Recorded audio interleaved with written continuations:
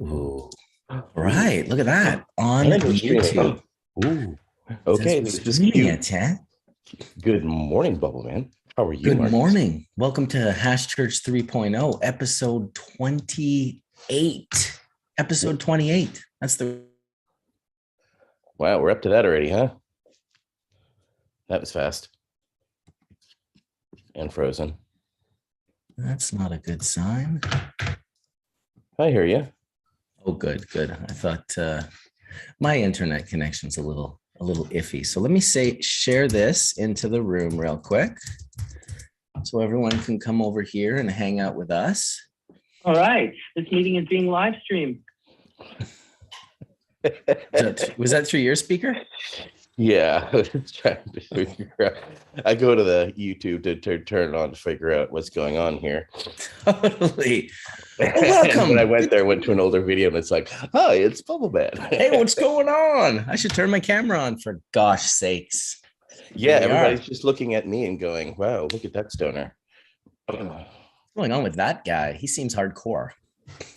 Everybody. Speaking of stoner, here comes Kylie Stoner. Morning, Kylie.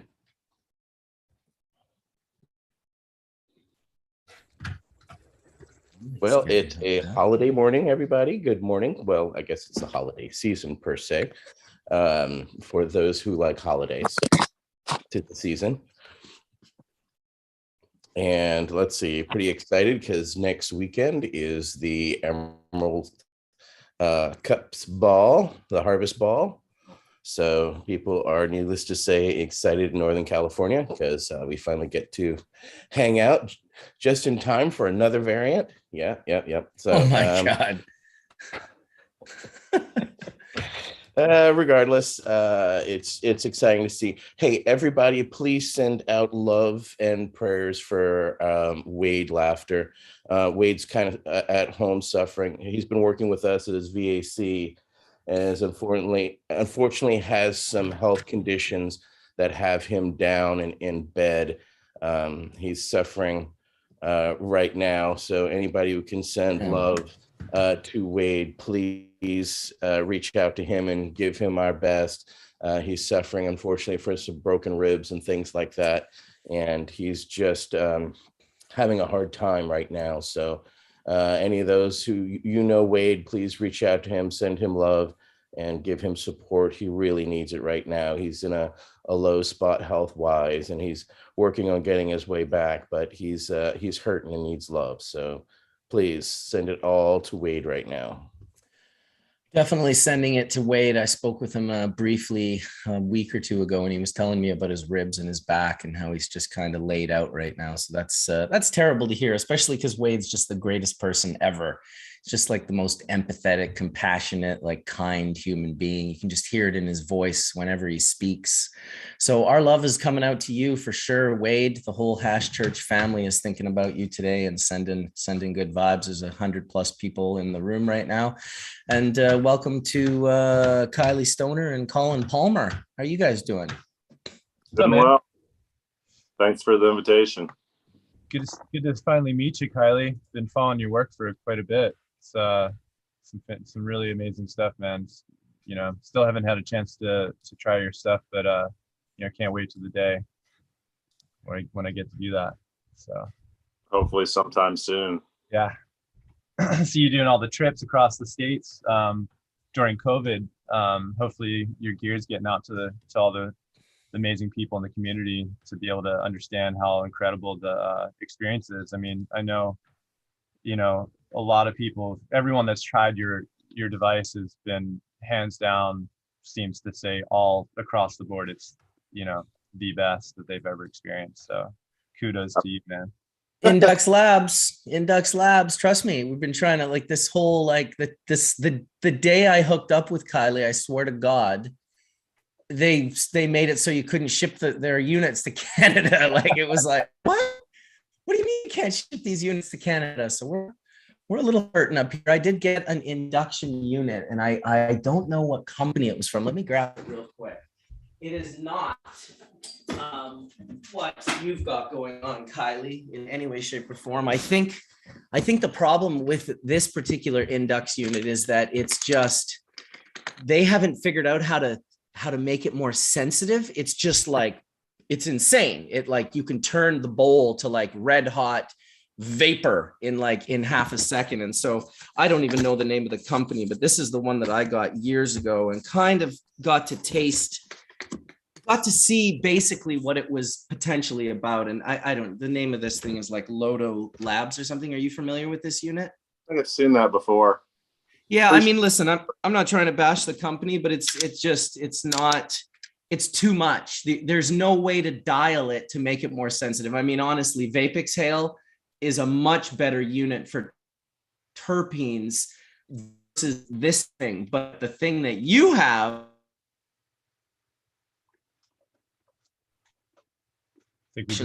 off camera, in regards to setting up this sort of think tank in regards to sensory science. And you know, from everything I've heard from Tom, Solventless Mind, and from Nick Ziegler, and from even Skunkman Sam, who has one of your units, it's just, it's the one that I'm jonesing for so hardcore, because I want to be able to dial in those profiles where you can kind of go through the terpene profile, accessing different bouquets of flavor by just using, you know, that sensitive, I guess, capabilities that your unit has. Maybe you can tell everyone a little bit about the unit, and maybe talk about what inspired to create it and what was behind creating it, and what you're kind of hoping that the unit helps, you know, unveil for the people of the cannabis community and industry, if you don't mind. Sure, no problem. I guess it was this discovery that, you know, the size, shape, quantity, and composition of the heating elements that you're loading into the vial control the temperature ramp and the vapor texture. Once that was determined, it was just plug and play, try everything possible to dial it in to get those different terpene profiles. So you can go extremely low and slow, like from room temperature to 400 degrees over the course of 500 seconds. Or the unit's capable of, you know, hot dabs in 6 seconds. It depends what you're looking for. You know, you can use it as an analytical tool if you want by running the slower ramps, or, you know, some people just like pulling huge clouds, and that's possible as well. Why don't we go through the difference between, you know, convection, conduction, induction? Why don't you talk a little bit about the sort of popular vaporizers that are on the market and why the Indux is really quite something different? I think it all comes down to temperature control. You know, I'm using induction to heat a heating element, but it's actually conduction that's heating the substances. So induction is a clean form of heating, and you have an extreme amount of control. So, you know, I just found that gives more control than, say, heating an insulator. You know, insulators aren't the greatest at heating.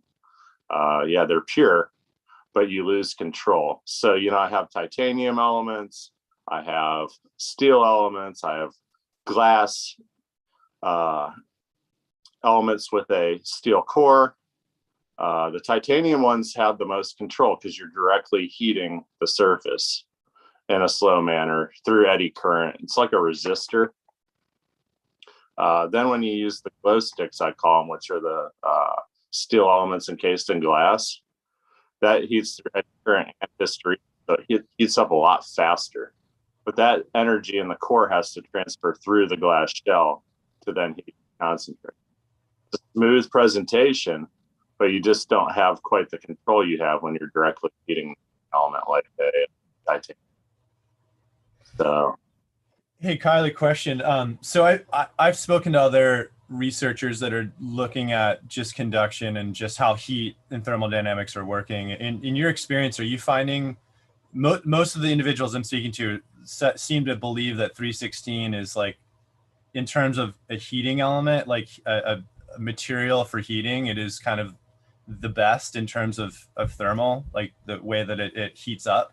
Is that what you're finding? I mean, I'm not saying I know, but I'm just really curious to understand your opinion, I guess, because I guess these are really opinions at this stage of the game at some respects, right? But, you know, 316L, 304, 304L. Those are austenitic stainless steels, medical grade. Yeah. You know, they're non-magnetic.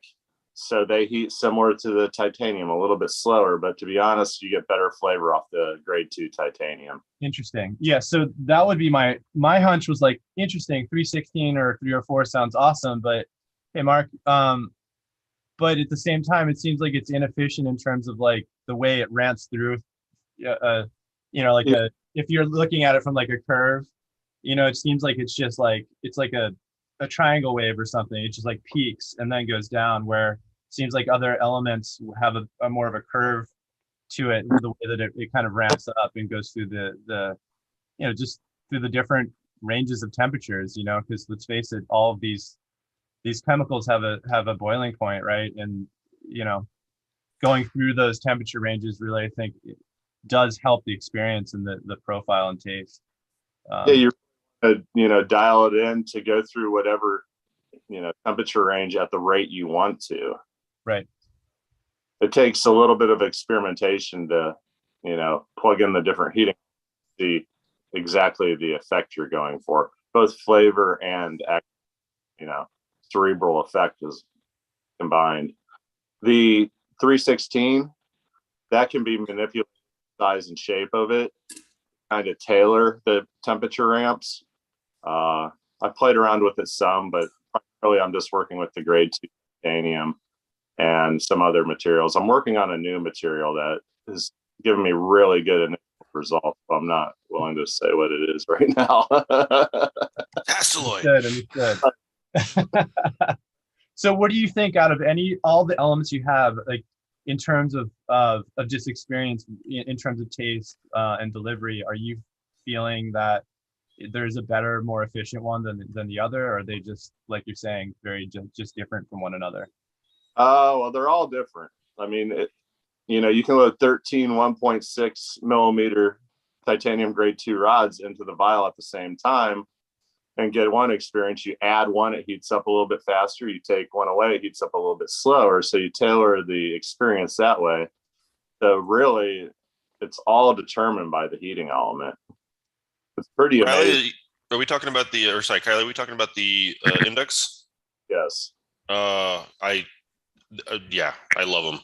Sorry, you guys got me well and truly faded at MJ BizCon in Vegas a couple of years ago. I remember very well. How you been? Great. Cool. Working with fine folk like yourself and Marcus, and getting to talk all the fun stuff. So yeah, I went to BizCon again this year. Had a little bit more luck than when I saw you out there, but hey. Back then, it was like no one knew about the machine. No one to try it, and it was a beautiful paperweight. Yeah, now people are starting to learn about it, what it's capable of, and the response is very good. I pimp it hard. The way I describe it is like it's like being able to consume via GC, because the sequential elution of the compounds that I experienced was like it was like, okay, well, there's limonene, there's ocimene, there's terpenoline, and then there's the THC, and it was wonderful. Yeah, it stacks. The nice thing is you can control, since you have control over the ramp, you can control the compounds you're going to experience. Just work your way through their individual boiling points, and you cut it off when you get the effect you're looking for. So pretty unique enough. Excited about this. It sounds incredible, dude.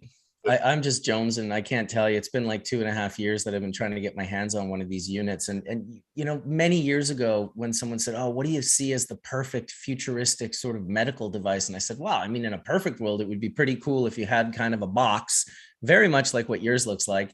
And then I pictured little glass vials that kind of fit inside the box with like all the novel cannabinoids that you want to have access to, all of the terpene profiles, and then hopefully, the deeper aromatic volatiles that are having an effect on it as well. And then just dialing in, through some type of an algorithm, exactly like, oh, what cultivar is the Ghost Train Haze? Oh, this is what Ghost Train Haze is. And then you just plug it into the machine, and the machine just takes out little bits of whatever it needs to create that profile. And I think that you're good halfway there with this unit. And I've only heard great things from amazing people. That's awesome. I'm really happy to hear all this. And I'm so excited to be a part of this project and finally get this thing, used in an animal way. I've done, but, I'm kind of limited in my capacity, but to have you guys on board, it's fantastic. Yeah, so what Kylie's talking about is we'll give a little bit of a public mention. Just Nick and I have been kind of going back and forth on email. We brought in Kylie a while ago and some other sort of people. We're just trying to create a little bit of a think tank, like a little bit of a sensory science think tank with a group of people, inclusive, of course, and just trying to get it to the point where we can have, like Nick mentioned, having a shared lexicon would be very important, but also having a shared unit that people are able to go through these different, experiences, have these different effects from different plants and extracts. And it's just kind of an exciting rabbit hole that I've been looking to go down further and further, really since I met Nick and Jeremy, and I heard the term sensory science. It seems to be hand in hand with what, our discussions are here on Hash Church. So, that's going to happen in the future, sort of behind closed doors. But I figured, hey, why don't we, get on a Hash Church and have a little bit of a conversation about. Lost Marcus. Lost him for a sec. That's Starlink. It's going to happen like that to him from time to time. He's going to stretch. So Elon. He'll be back. Yeah, Elon. Files, or at least you mentioned. What's that? Hey, Marcus, we lost you for a minute there, buddy. Don't worry about it. You guys just keep going. I was just blowing smoke up your guys' ass. Well, this. At least you're honest. Can I yeah, I thought I felt a tingle. Can I interject here a little bit? Yeah. So one of the things that I was working on the last time I was on, or I'd sort of wrapped that up in my former life, was really trying to establish a unified sensory program for hops. And there's a tremendous amount of overlap, but really the experience that I had was that developing a system and a program for characterizing aromatics and eventually, of course, quantifying them, but or quantitating them if you're talking in GCLC land. But in this case was really getting everybody on the same page, and so using certain standards to define what the principal components were that were leading to the aromatics, and then what we would agree to call them. And so in creating a shared sensory lexicon, we're able to then assign numbers to the levels that we detect them at, and we can characterize people as well in terms of their sensitivities and blindnesses. And what that allowed us to do was to start to create a sort of a rating scale for each characteristic. So sometimes it would be citrus underscore lime, citrus underscore grapefruit, so forth like that, or tropical fruit underscore guava underscore mango, and all, and use all these things. And that allowed us to create much better pictures of the botanical in front of us. And so this was because we discovered that basically a lot of the compounds that are important for identifying a given chemovar of hop were not actually relevant to beer at all. They didn't make it a solution. And it's for cannabis, it's a little bit different.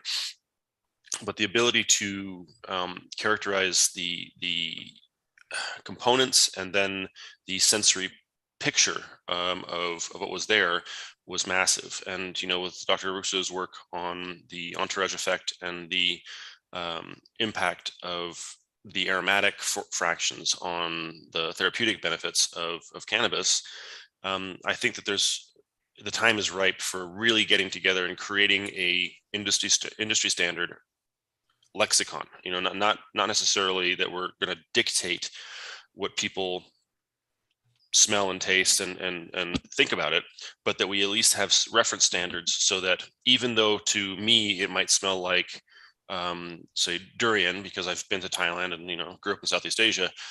Someone else might describe that as garlic, pineapple, and diesel in their own mind, but we agree to call it X, Y, or Z. And each region is going to have its own lexicon. For example, the Midwest might have something called Snicker salad, which I was introduced to recently and was very confusing, and it's not a range of flavors that I was familiar with at all. And then there's no vegetable or fruit in it, but it does smell kind of very distinctive. And so someone from the Midwest would say, "Oh yeah, that's X, Y, or Z." And someone from, say, Seattle would go, "What the hell are you talking about? I don't even know what that means." But to me, it smells like chocolate, caramel, whipped cream, and marshmallows, which are the principal ingredients. So the idea is that our lexicons are informed not only by our physical limitations, so either our sensitivities or blindnesses, like anosmias to certain smells, but also our cultural context. So someone who is in North Asia, Chinese, Korean, or in Southeast Asia, even though they're both, in Asia and they share a lot of things, they're going to have very different sensory lexicons based on their exposure to food, cuisine, and tradition. And if we can get everybody sort of talking on the same page with regards to the compounds, we can develop sensory thesauruses. So yes, in the Western US, we tend to use these descriptors, but they refer to these compounds, whereas in China, they use these descriptors, but they're referring to the same compounds. We can then create not only a lexicon or translation, but also the ability to actually quantitate what, based on people's noses. So you don't have to use GCs for all of this, but based on people's noses, we can get a pretty good idea of what that strain is going to offer. And the stretch goal beyond this is then to look at if we can apply this same methodology to the typing of human phenotypes and the interaction with the various chemovars, so that we can see that, okay, if you are from this genetic background, there's an 80% or 70% chance that you have all of these receptors and these genes, and your ECS works this way. If you're X weight, if you're male or female, so on and so forth. If you have any underlying conditions, we might be able to then start to be able to predict, in general, not necessarily specifically, what the experience most people would have with a given strain. And that's incredibly powerful, because right now it's kind of a roll of the dice. So here's a question. So roll the dice and developing a phonetic and then ultimately a language that we can agree on, to your point, right? Some sort of system or series of systems that relates to one another. Now, I guess this may be directed towards Dr. Mark, but how do we really start to encompass and circle around the ideology of this is right for patient A in patient B, but not patient C, right? And that seems like nearly impossible to me, so because we have such the EC is so understudied and just we've such a long way to go. So circling around the ideology that we're going to say, hey, definitively A and B are going to be this and C is going to be that. I feel like we have so much research to go, and I just wonder what are the thoughts that we all collectively have, today, that could get us closer to understanding how we could get towards talking in those ways, right? Not saying that we're going to definitively define something, but what are the steps you think that we could take to get closer to that? Copy the beer industry. It wasn't right? just the beer industry. It was specific that we kind of upended it. The team that I built upended it because we saw this path forward, and we only got as far. We only got 60% of the way there, and that's kind of why I mentioned that to get to the quantitation and analysis of the effects, the therapeutic effects. That's that will take RCTs and clinical trials or clinical level trials in terms of quality, not necessarily massive size to be able to determine it. And we would want to use diverse populations. So diverse populations, and so multiple countries, but also multiple genetic backgrounds, and it will take a while. But if we get everybody used to talking and used to thinking in shared terms, that is an achievable goal.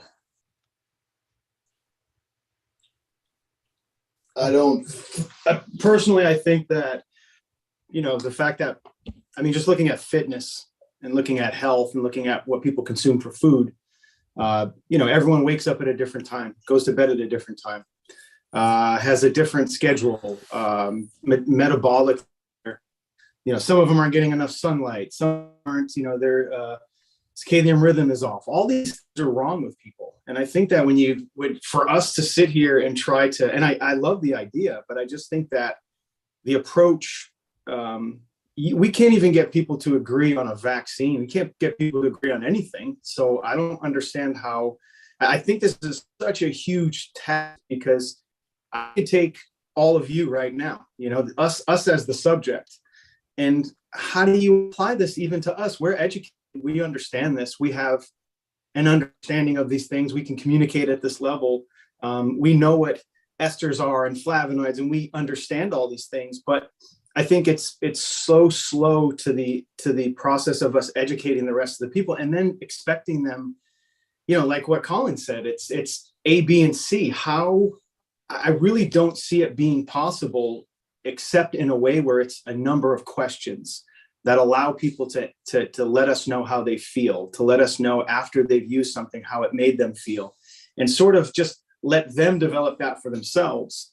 Because even just like I said, in fitness, it's like, I've got people coming to me and being like, oh, this much protein and take this and take that. And half of that shit, I could drink a little bit of salt water before I work out and get a better pre-workout than most of the other shit. It's these little tiny things. People are selling something. And I would feel like, from an educated standpoint, collectively, it would almost appear like we were trying to fit people into a box that they don't fit into. Because, even the years and years and years and years of Etienne, is a perfect example of having a dispensary and always putting together these really well thought out, interactive experiences with people to get an understanding of what they think of cannabis.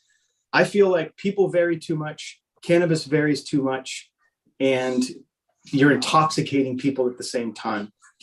So it's almost like the fifth hour of a beer festival. It's a little foggy, right? Like it gets to be that way. So, there's always going to be different levels. I just feel like it's such a great conversation, but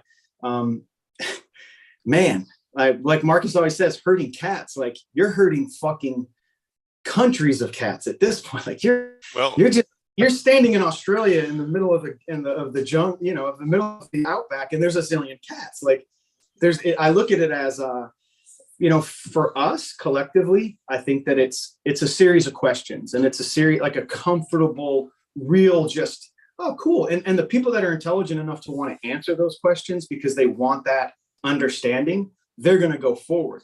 But we really need to admit to ourselves that 90% of the people consuming cannabis are just trying to get high. They're just trying to forget about the dude that just cut them off and all these other things. And I think that I love the idea. I would love to accomplish this. I just think that it's going to look like Charlie standing at the board, with all that shit behind him and the crazy hair. I swear to God that I think that every one of us wants this. I just think that we will all be dead by the time it's done. I don't think so. Does that make it not worth doing then? Oh no, I love doing shit like this. Please don't get me wrong. And yeah, and then that's kind of my point, is that this is what everybody said about the hop industry, is that we could never get anybody to agree. Mm-hmm. Mielgaard's very simplistic definition of like seven different major attributes from the German perspective. I'm on the record of making fun of the Germans, but they started it, so let's be fair here. But we did it. It took a couple of years. But we also were vertically integrated as a company. Okay, so we controlled not only the farming but also the processing and the distribution to clients. And so this would have to be an industry. We're trying to develop an industry standard, and we're not trying to box people in. We're trying to give people more information about what's in their cannabis. So when we say that, we'll be able to, and again, I say that the effects are like, that's way in the future. Okay, those results are way far down the line. But at least being able to show, that this one tastes like citrus grapefruit, but this one tastes like citrus lime, because these compounds are in this particular ratio. And so it will originally need to involve a lot of GC work, but it'll also need us to come together as group / industry. So people, dispensary owners, sensory scientists, growers, processors, and say, okay, we are not trying to put people into, we're not trying to force people into something they don't want to do, but we're going to try to create at least a standard that people can use if they so choose. And if it's really, if it's done correctly, people will start to use that lexicon, that language to describe things, and it sort of grows organically from there. Because we are all we agree that even though we may think this might trigger a different concept, like I like to use the example of, someone once gave me notes like, oh, this reminds me of when I walked into my grandmother's house and she had sugar cones rather than waffle cones. Like, well, that's very specific to you and very meaningful and probably means a lot, but I have no idea what you're talking about. And so we want to try to limit people's like, what a chunker, sort of the bro science and the like, dude, this is like, we still can't get past indica and sativa with people. Okay, that's just your simplest of nomenclature. So I respect where you're coming from, and as somebody who's been doing this for 20 years, I agree exactly what Addison was stating, is that there's a small percentage of people who have fucks to give about it. The rest of the people, don't understand. But I'm one of those people who has that fucks to give. So I want to know, I do want to understand, because the biggest problem I get from patients every single day is, hi, I've got cancer. What's my cancer bud? Hi, I've got this. Where's my this bud? And it's like, sorry, it's completely subjective. You've got to go try everything to get an understanding. And I do like the new way that science is going, in the sense that we're going by terpene profiles now, as opposed to going across this indica sativa misinformation, which has so much of the public confused. They're coming in, I want something that doesn't lock me down on the couch. Well, that's great. What doesn't? And they look at me like, I don't know. Exactly. You don't know. I don't know. And since it's completely subjective, all we can go is by science to help us arrive there. So science, I think, is key because there's people right now that are actually using gene science of humans to try to match them with terpene profiles to supposedly help a human. And I think that's a new frontier that sounds like a lot of quackery, but it has some basis in real science. It has to be executed. It's going to take time. And already, I mean, when did McPartland and Rob Clark put out their book educating people on indica and sativa? And how many years later we're still talking about that? You see what I'm saying? So unfortunately, because we change laws and then educate people about things, we've got a steep uphill of education. So I appreciate what you're doing, and I want to see more of what you're doing. However, it's a long way till we arrive there, but I'm interested in the path and the journey, and I appreciate where you're coming from. I have a quick question for everyone, because and I hate to interrupt. What is it that occurs when each of us gets sick of a strain or tired of a strain and then has to go to other strains? I mean, I've got the Legends kit in front of me, and the profiles are crazy on this, but even when it goes from my taste or my preference to go from rosin to melt, what is, because that's why I'm sort of like, would we ever pull this off? Because even in my own self, it's a cloudy day and this, and there's all these things that apply. So I agree with you. I think it would be great to lay out or to begin the process of getting this out there and sort of saying, hey, lemon, lime, all these things. But it seems like such a giant task to tackle. What I'd like to understand more is how you guys actually tackled it on your side, and the fact that when you're talking about hops and terpenes and beer, of course it's you put that glass up to your face, you give it a smell. If the smell's okay, you're going to give it a sip. If it's in your mouth and it tastes all right, you're going to swallow it, right? It's that process. And I wonder, for you guys, like, what is it that how did you guys get to that point, to get that understanding? Right. So it was okay. I will describe sort of what I set up from the beginning, and I'll try to go through the program overview in general of how I built it, and then we can go from there. And none of this is proprietary information. This is like well documented on the Yakima Chief's website. So basically, when you assess a botanical, there's a couple of different things that matter. One is a true to type value, which is that this is consistent across this variety within a couple standard deviations, so generally 2 off of the mean for its environment, because there's a strong G by E interaction, right? So you might see this if you're growing in cocoa, if for cannabis, if you're growing in cocoa, if you're going deep water culture, if you're going living soil, if you're going semi-organic, so on and so forth, and you're using LEDs versus HIDs versus so on and so forth. Those are all factors that need to be considered. In outdoor crops, it's infinitely more complex.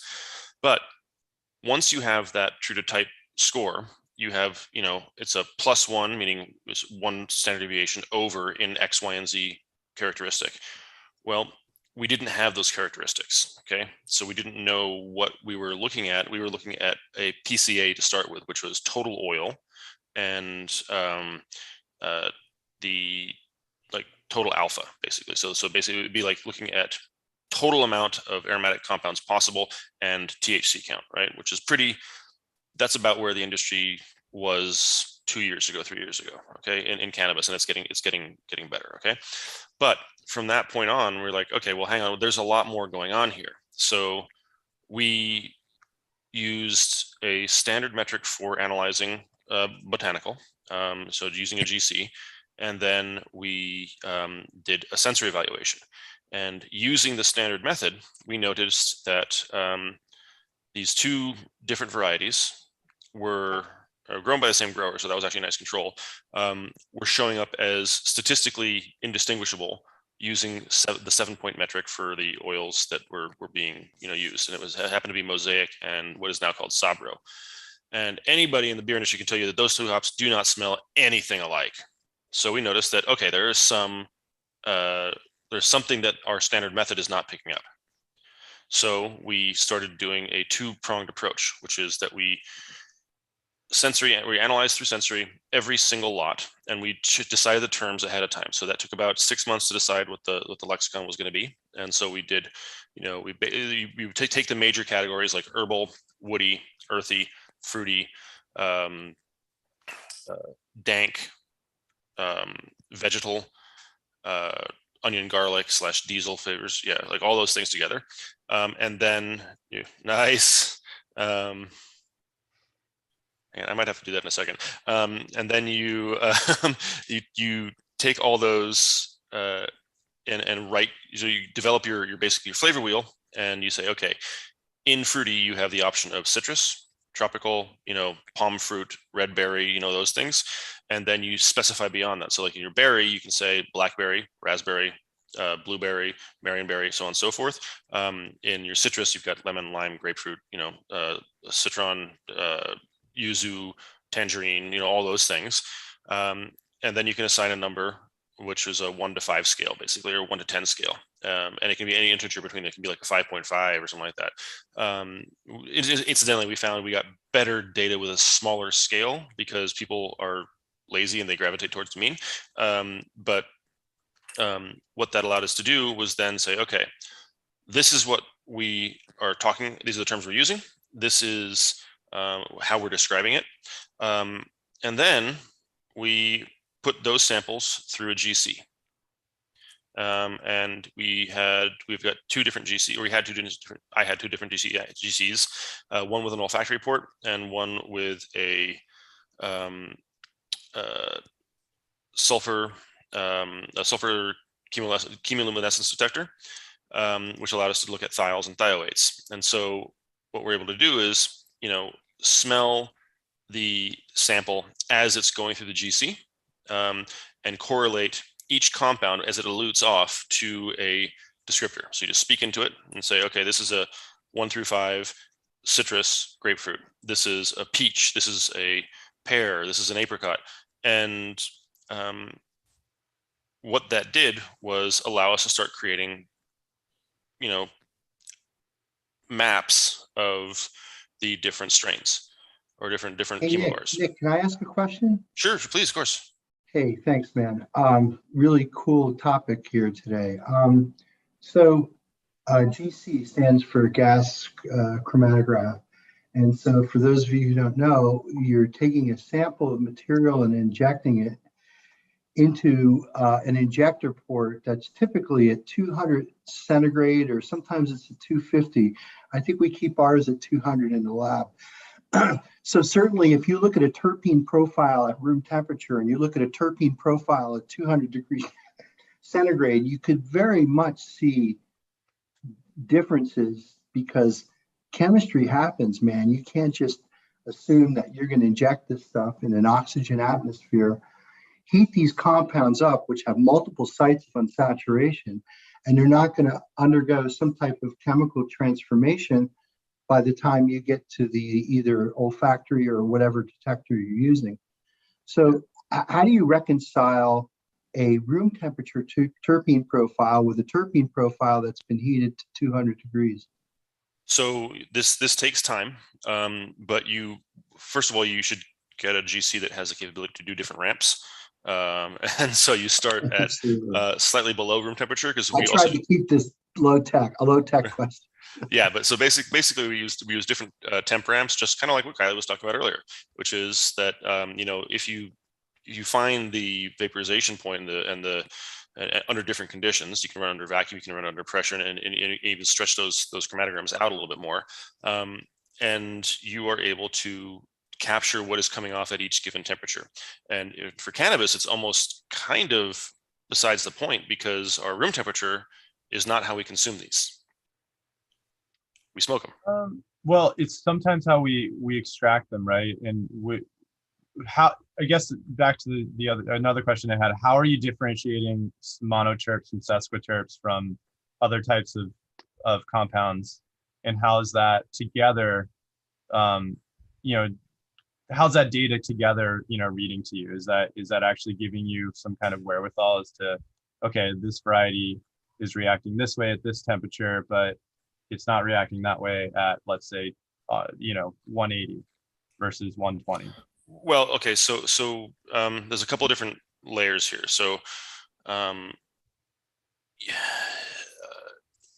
we're talking about like just basically I'm talking about getting it into the detector first. Like, so let me go with that. Okay, so we have reference libraries for all identified compounds, and you get a NIST is a common one, but there's some other ones you can build your own if you identify them, and the attributes of those compounds at ambient pressure and temperature, and what their vaporization temperatures are, what their the VP is, the ppm,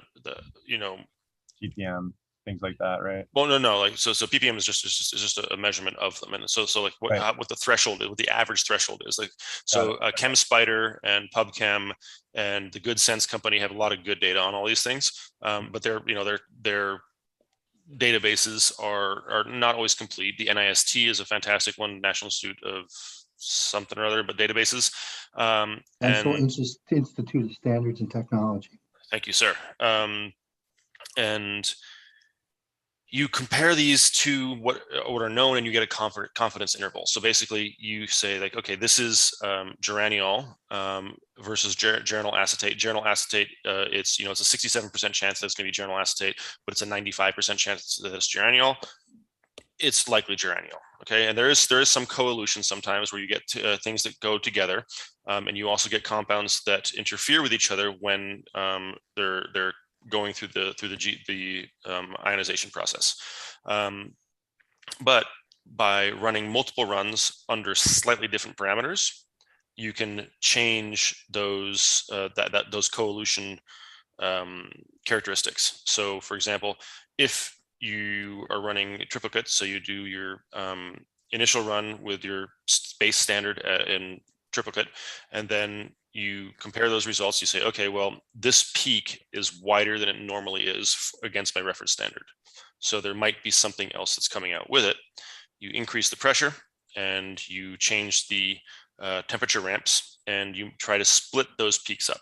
And so you can see that, okay, actually it was, an example is farnesene. Trans-beta farnesene is the standard that's used, but there's actually a bunch of different isomers in there. And so you can look at one single peak is about, it's say on a normal chromatogram at, it comes out at, 27 minutes, and it looks, say, this wide, right? But when you actually look at all the ones that include all the other the isomers of farnesene, it's like a peak that's like this wide. And so there's something else going there. And farnesene doesn't have that many things that collude with it, so we're pretty comfortable just use it for the entire family of them, and they don't interact differently with our sensory program, or our organoleptic senses.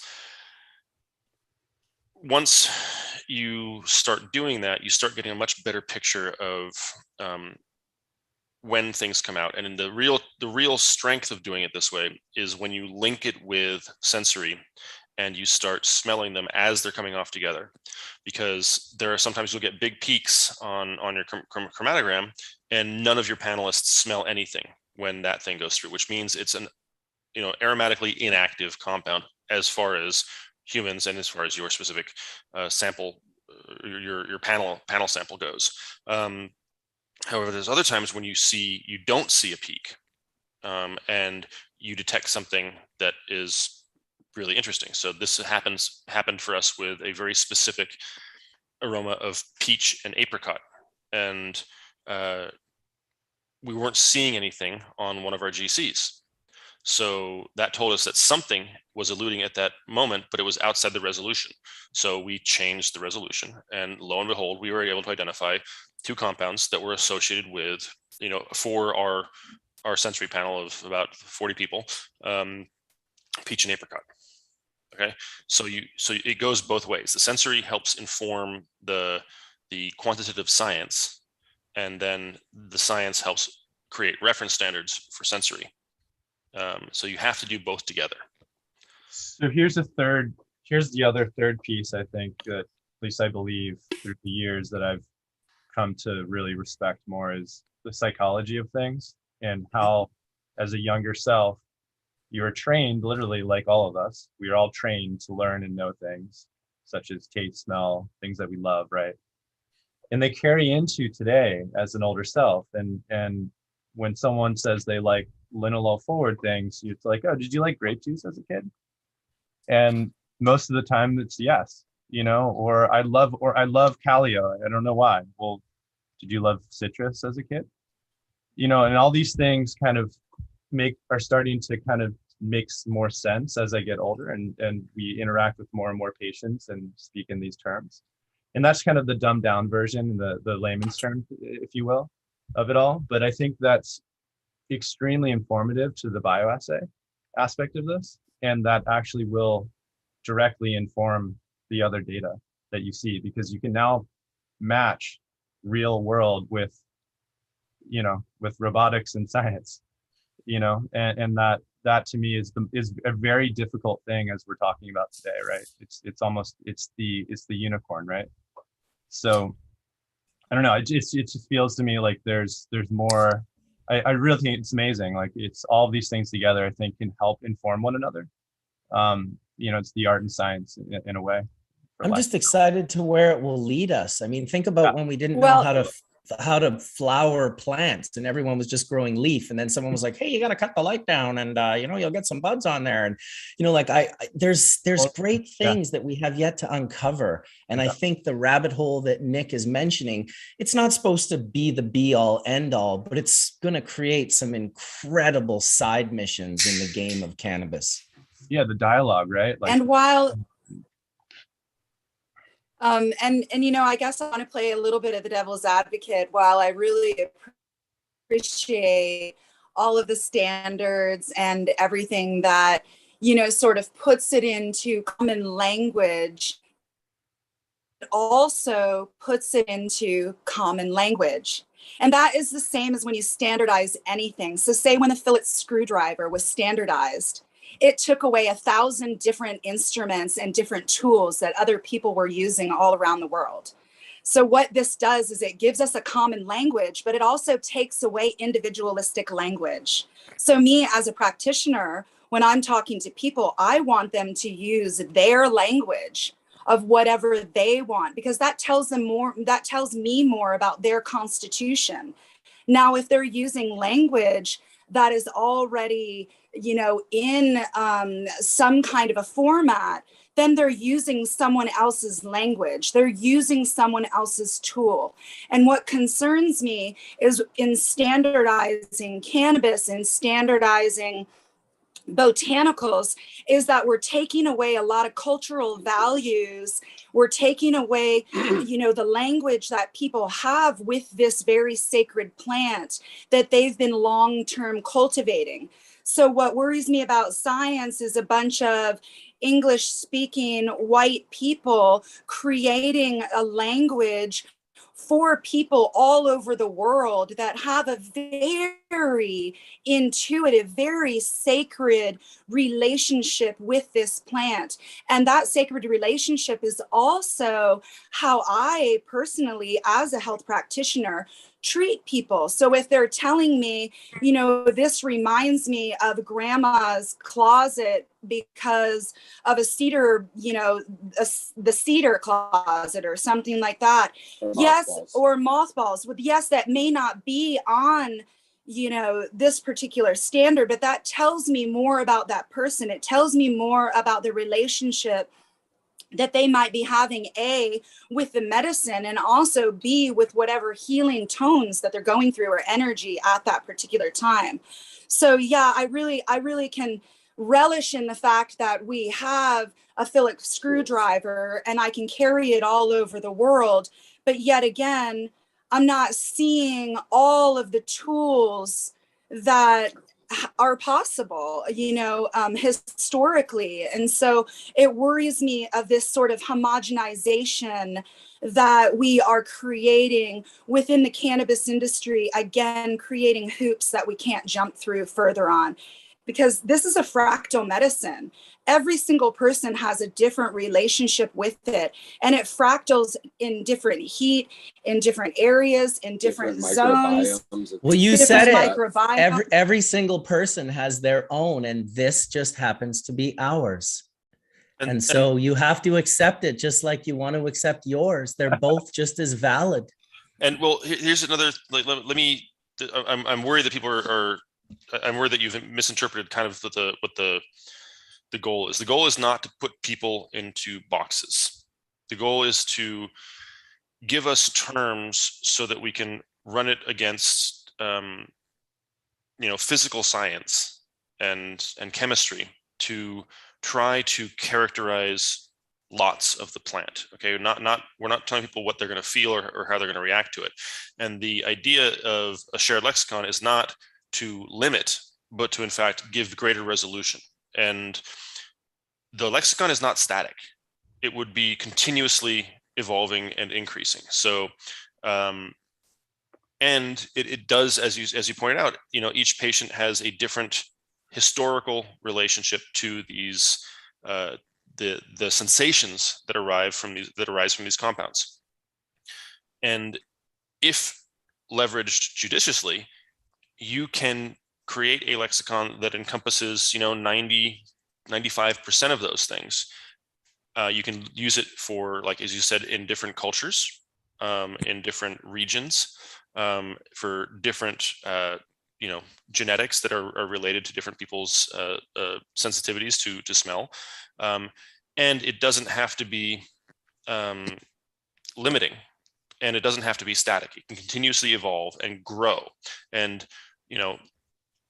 I presented a very simplified version, but, my initial draft of the program that I designed had a drop-down menu of at least like 20 different iterations of aromas for each subcategory. It was ridiculous. It was too bulky to use.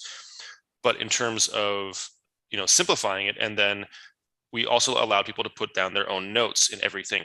Okay, and say this, like you mentioned mothballs and cedar, right? Well, mothballs are camphor, cedar is cedarine, and a couple of other different compounds, and alpha pinene and beta pinene. So mothballs is naphthalene. Yeah. Not even a terpene at all. It's a fused fused aromatic compound. If you smell camphor and you smell naphthalene, you'll see the difference between the two. Great, thank you. It's weird because I've got camphor mothballs as well, which is maybe it's because I was in the UK. I think they tried to make like a more natural version of the mothballs, but the mothballs in my grandmother's closet were the old school. Yeah, the super chemi ones. But the thing is also. Yeah, go ahead. Oh, well, I was just going to say naphthalene's a heavy hydrocarbon that I think they found was toxic, so they tried to phase that out. But years ago, that's what they used. And naphthalene also comes from, you can get it from petrochemicals, but you can also get it from pine sap, from certain pines. Yeah, absolutely. And creosote bushes. So just a quick backup, though, is that one thing that I also want to talk about is that we're not discussing terpenes, because the terps are only a fraction of what is aromatically active in cannabis. So thiols. Amen. Man, you see all these people talk about terpenes, and where I get kind of confused on this is, as a chemist, I think of terpenes as oligomers of isoprene, completely hydrocarbon. And as soon as you have an alcohol, or as soon as you have an oxygen or a sulfur in there, it's no longer a terpene, it's a terpenoid. It used to be a terpene, but now these things are doing chemistry and they're making terpenoids, and terpenoids is a much wider class of molecules. So linalool, that's a terpenoid, right? Because it's a terpene alcohol. So again, this speaks, Nick, to the broken lexicon in cannabis, right? Which is that, whether it's sativa, indica, or, people are constantly confusing all kinds of terms when it comes to But it also shows the flip side, Mark, of the shared lexicon that people have learned about terpenes in the last several years that they're all now using. And I think that that's empowering sometimes. So it's like, I love the idea that science is over here doing this, and you've got the more spiritual aspect over here. And the beautiful thing about cannabis is exactly what Kelly said. It's a fractal, which means everything has its place. Regardless of how you're going about doing it, this plant is somehow getting us to discover new things about it. And to me, I love very much the sort of, conscious, spiritual, almost psychedelic aspect of understanding the moon and the regenerative farming and, being synergistic with Mother Earth. But I also love the deep chemistry of it and how that sort of interacts, and the feelings that I'm having. I want to understand all of these things, so I really kind of have a foot in both places.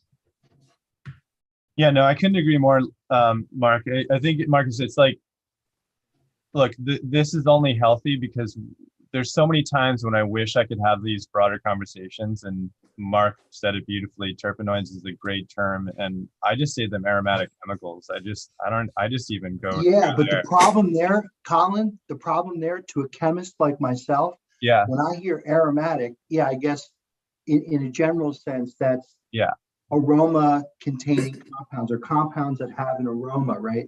yep. But aromatic to a chemist, to an organic chemist, means a benzene ring or That's a tryptamine ring Is or benzene. I guess you're something right. that's Yeah, got 4n+2 pi electrons is an aromatic species. Some of those things are like noxious. They don't smell good at all. Some of them don't have a smell at all.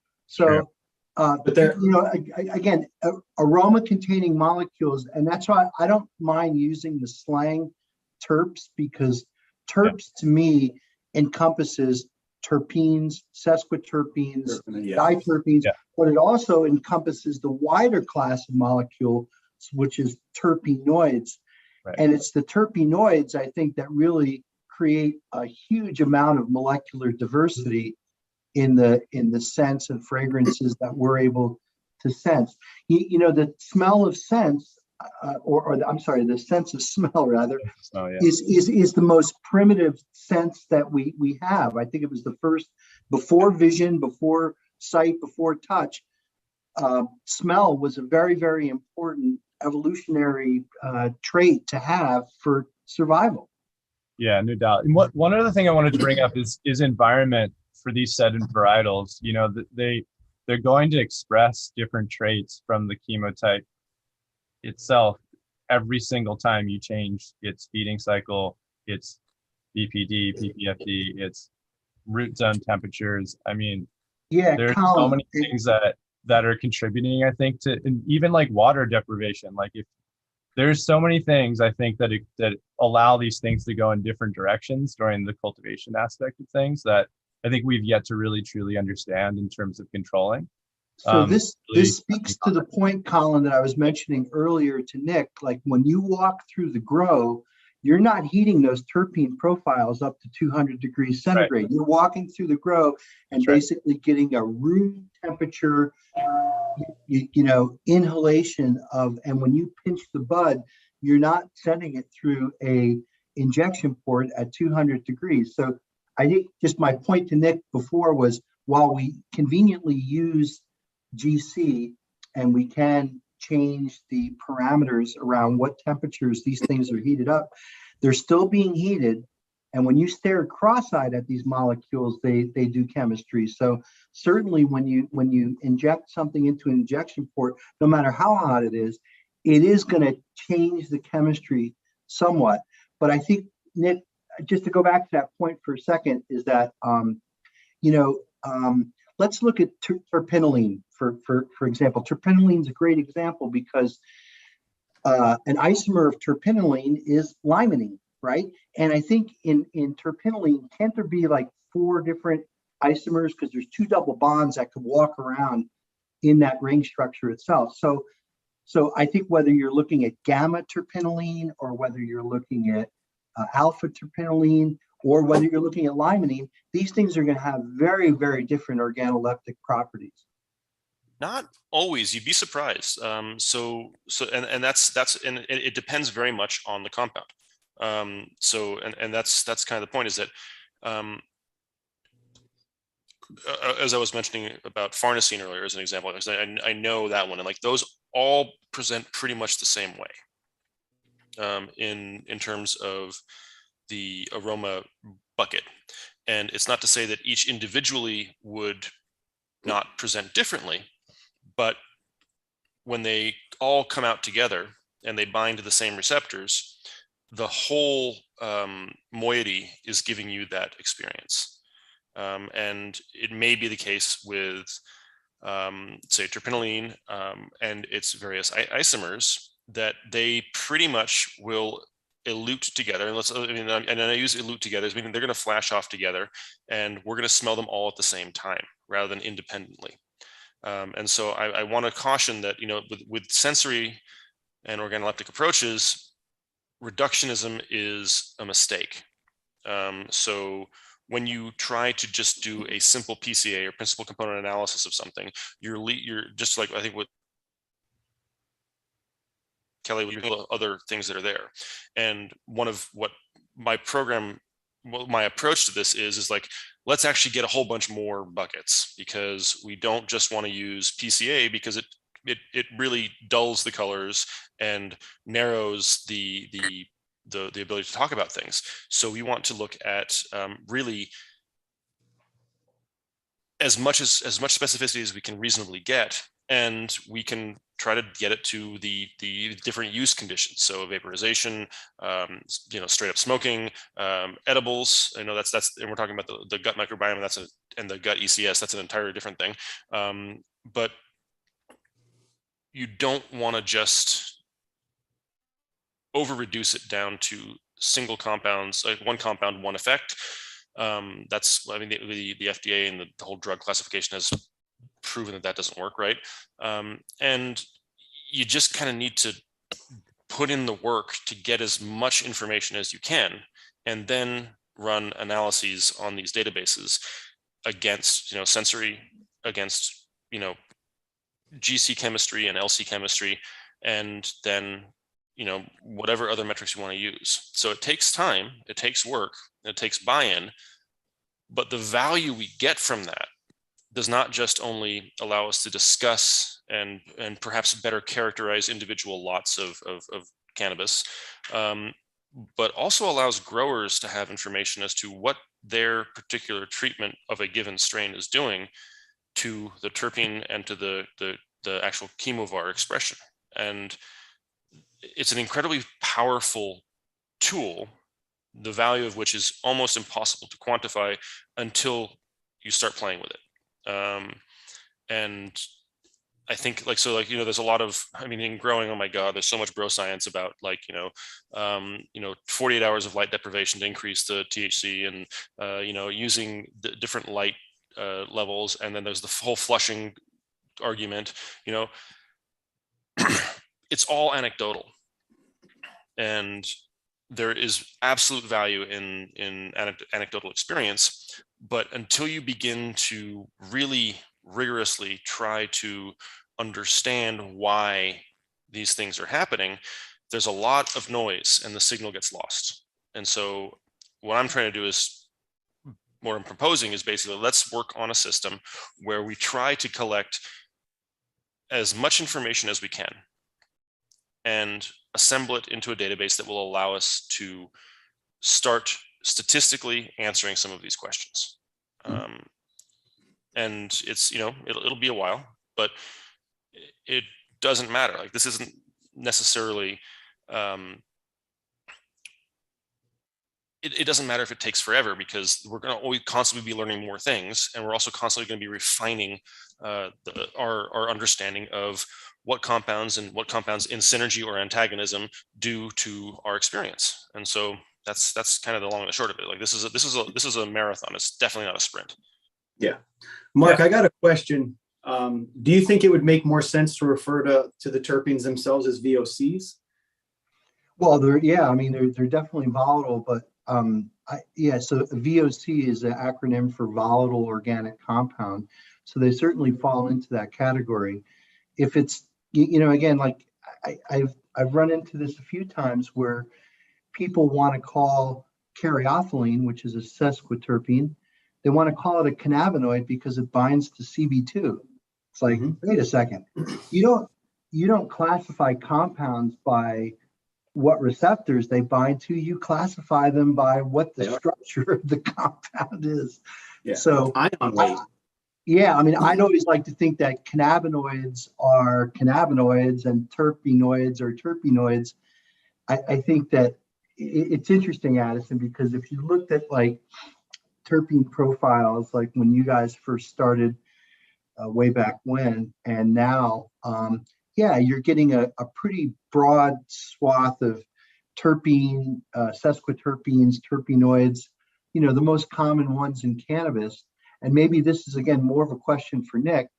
It still seems like there's an unknown fraction of compounds in the volatile organic compound collection that we still can't quite put our finger on, because if the folks at True Terpenes try to create the sour diesel terpene profile so they can put it in a jar and sell it, it all to me anyway, my sense tells me that those things all basically taste the same, and they're kind of missing the point that they're only looking at maybe a handful of the terpenes and terpenoids that are in there.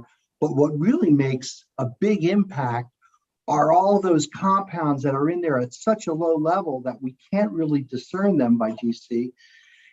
But our olfactory spectroscopy up here can, you know. Mhm. So Yeah. this is an interesting thing that you mentioned here. So the GC settings are kind of what determine that. So like there's no such thing as bad weather. There is only inadequate clothing and preparation. You know, it's to quote Mr. Swanson, the same thing is that there's nothing it's not that we can't detect them, it's that we don't know we should be looking for those. And that's what you do. You have to work on changing the resolution of your scan, basically. And as an example, so I put in the chat, you know, we're talking about terpenes, terpenoids, monoterpenes, sesquiterpenes. Nobody's mentioned aliphatic alcohols, thiols, dioates, esters, or the acids yet. Okay. Yeah. And this, for example, there was this paper that came out like 2 weeks ago. I'm surprised it even got published, because they said, "Oh, we discovered what the skunky aroma was in cannabis for the first time." I'm like, no, we've known that in beer for decades. We discovered the garlic and onion characteristics, and the diesel characteristics. Like, no, we know what compounds cause those and what classes of compounds. And so you might have, you know, identified a particular isomer of one or something like that, but this is information that's already known. And so when we talk about terpenes, like, I want people to move away from just using terpenes. But Marcus's point that people are getting more excited about using the terms that they're learning because they want to dive deeper and they want to be able to better understand the medicine or the compounds or the material that they're using. And this conversation is really just to get people started on, let's throw that up. Like, you know, let's blow this up quite a bit. Let's zoom in and let's really blow this up, and like, let's create a really complex system that we can at least use to derive information from. So from the past life, you know, that comparison between Mosaic and Sabro that I said earlier, well, we narrowed it down to a compound that was at 0.0001 parts per trillion. Okay. So we can get pretty damn specific in terms of the volume that's in there. And to me, that's super exciting. Like, it's ridiculous. Like that resolution, like we kind of went on a like totally divergent bug hunt when we were like a picogram. Is that what that is? A picogram? I think it might even be smaller. So pico trillion. So crazy. So it's basically like, what is it? 1 part per quadrillion. Yeah. 0.1 parts per quadrillion. So yeah. That's like taking a lint brush to a New York City sidewalk. You're going to find everything. Yeah. I mean, go ahead. Go ahead. No, I was thinking earlier too, just about, you know, my favorite part of all of it is esters. And I love, like, the banana ester is my favorite because it's so complex in a sense. And it's the amyl acetate. Amyl acetate. Yep. Yep. So but what I love, and then look at CBD. When you bind whatever the cherry flavor to CBD that binds to that cannabinoid, there's things in there. What I always tell people is, when you smell cannabis, you're smelling a lot of other things beside, right? We know there's chlorophyll in there. We know there's plant matter there. There's other things that they're catching the scent of. That's why when I look at the guys at True Terpenes, I feel like they aren't doing it correctly because they're not adding some of those other things. But again, it's not going to be a beautiful, clear jar of terpenes at that point. So it's really, it always gets to me where, you know, when I look at these things and I see the conversation, it's the education level of the consumer. And like Marcus said, they've gotten much better. You know, I remember when you use the term terps or terpenes, people had no idea what the fuck that was. I would drive, my car's license plate says terp rig, and I would drive my car around and no one knew what the fuck it was. And now I'm in LA, almost every time I'm on the highway, there's kids behind me like fucking videoing my car because it's so popular now in the understanding. that people know that. I love that. I think that that's the door's open. We cracked it a little bit, and now they're like, oh shit. I mean, a lot of people don't know that Maryland's college football team is the Terpenes. So they make a ton. I have t-shirts that just say Terps on them and all this shit from that. I love how it's becoming more of the conversation, but I think the idea that you're presenting, Nick, is genius, because it will allow people at least something to measure from, at least something to dig into and compare, because that's what we're doing all the time. We may agree here, but then turn around and be in another situation, and we're just comparing our own understanding. So I think it's a great idea. I'm excited to see really where it goes, because I love your point about the drop-down menu. And when you get into it, it could be a million different things that kind of fall into it. So no, I think that when it comes to analyzing things and looking at things and getting a better understanding of them, it's a long process. And I feel like in order to get there, we all need to smoke more hash. That's just what it comes down to. And grow more weed. Yeah. And, yeah, and you know, there is a lot of studies done with enzymatic biotransformation for, you know, specifically targeting terpene and terpenoids. So I would highly recommend it. I'll send you some white papers I have that I've been digging into, and I think it'll be perhaps helpful for the headspace that you're occupying. I think the promise that was never really delivered on is the notion that we can categorize a variety or a cultivar by just looking at the terpene profile by GC, and then reassembling that terpene profile, adding that to unflavored distillate, and basically coming up with a good tasting concentrate. And I don't know, Addison, we've been following this thing for years, and I still don't think that anyone has got that down. It always seems to me like there's two aspects, not just the terpene profile, but the relative concentration of terpenes, you know, like so sensitive. Yeah. Well, years ago when Tony was talking about, you know, adding terpenes to his dab, he was like putting squirts of it in the time. It's like, holy shit. I can still feel it on my throat. When you add that much, it becomes, caustic on your throat. It's just and it gets to the full circle of why Kylie's here today. And, you know, because a part of this conversation and creating a shared lexicon, it's also like, well, you can't be smoking out. Yep. I was about to say, when you consume hash or a vape, and depending on what temperature you're using, and also if you consume in the flower form, you're going to have a totally different experience. Like in the flower form, you're going to be getting a lot of other compounds, for good or for ill, that are, you know, present. Like you get the ash and the smoke and so on and so forth. And it's sorry, Marcus, we lost you just at the as you're getting into the I'm just gonna excitement.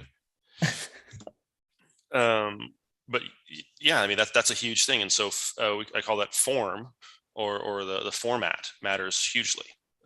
So I know this is hash church, so maybe flower is verboten, but it's you know, there's some strains that I prefer to consume in flower form, just because I enjoy the experience I get from it, and others that I, you know, really don't want to do that, like, you know, Gorilla Glue and 9 Pound Hammer and all those guys.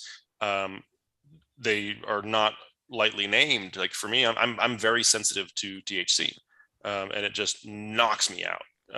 Whereas like the one I just showed earlier with a bunch of CBG and CBD and CBJesus, it's also got 3% CBC and 0.4% CBT, which is super interesting to me. I've been chasing these cannabinoids for a while, and this is someone I'm talking to about some of their development. But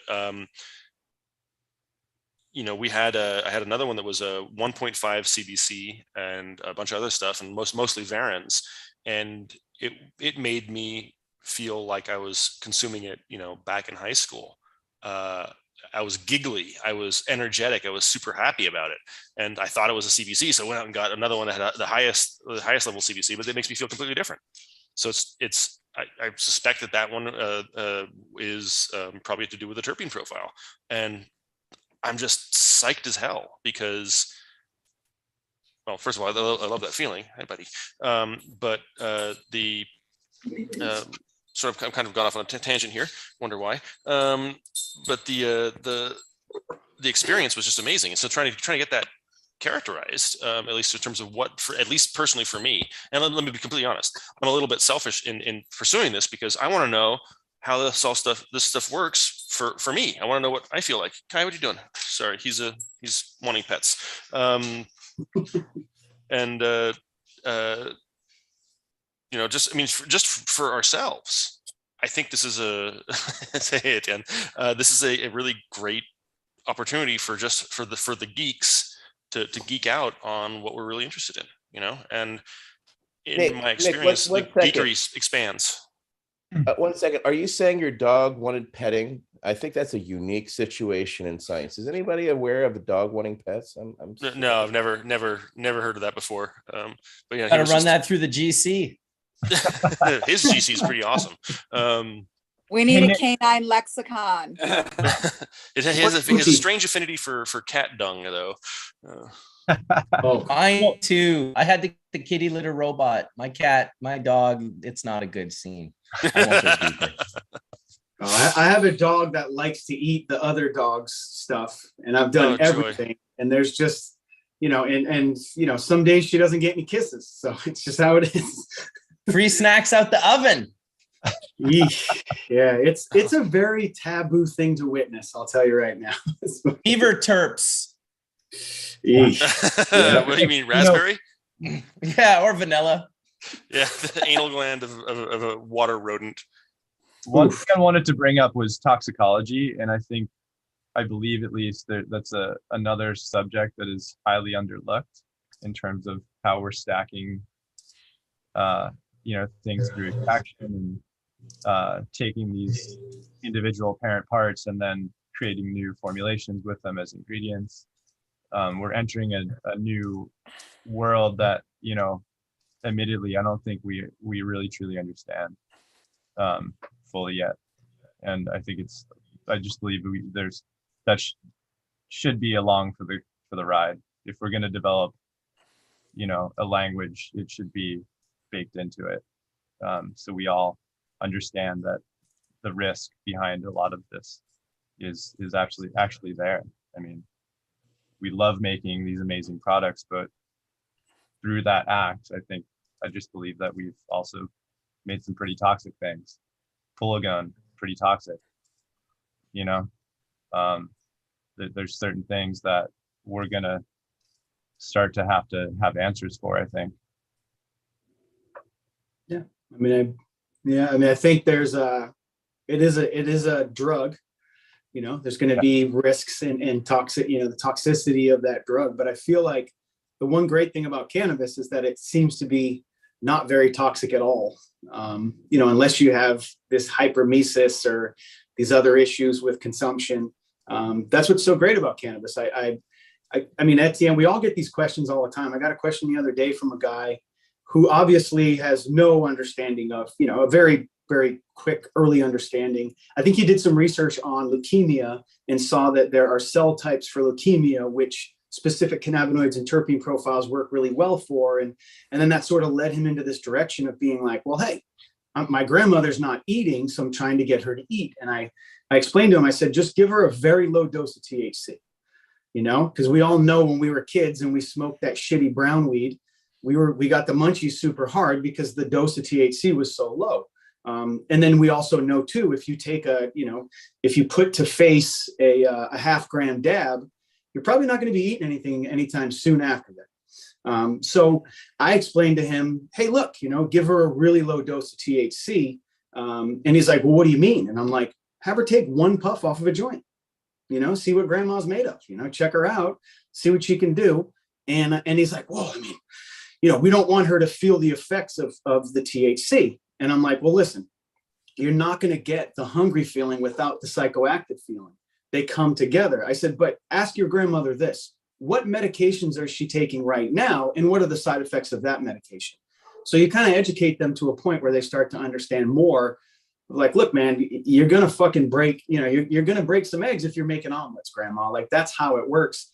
And he came back to me this morning. He messaged me and he said, man, he said, you know, she got to the point where she, you know, wasn't eating, and my mother came to me, and we had to make something happen. And I told him about our conversation. So I was smoking a joint, and she came up and took one puff off the joint. And lo and behold, she takes one puff off the joint. Her first response is, I don't feel anything, you know, which is good.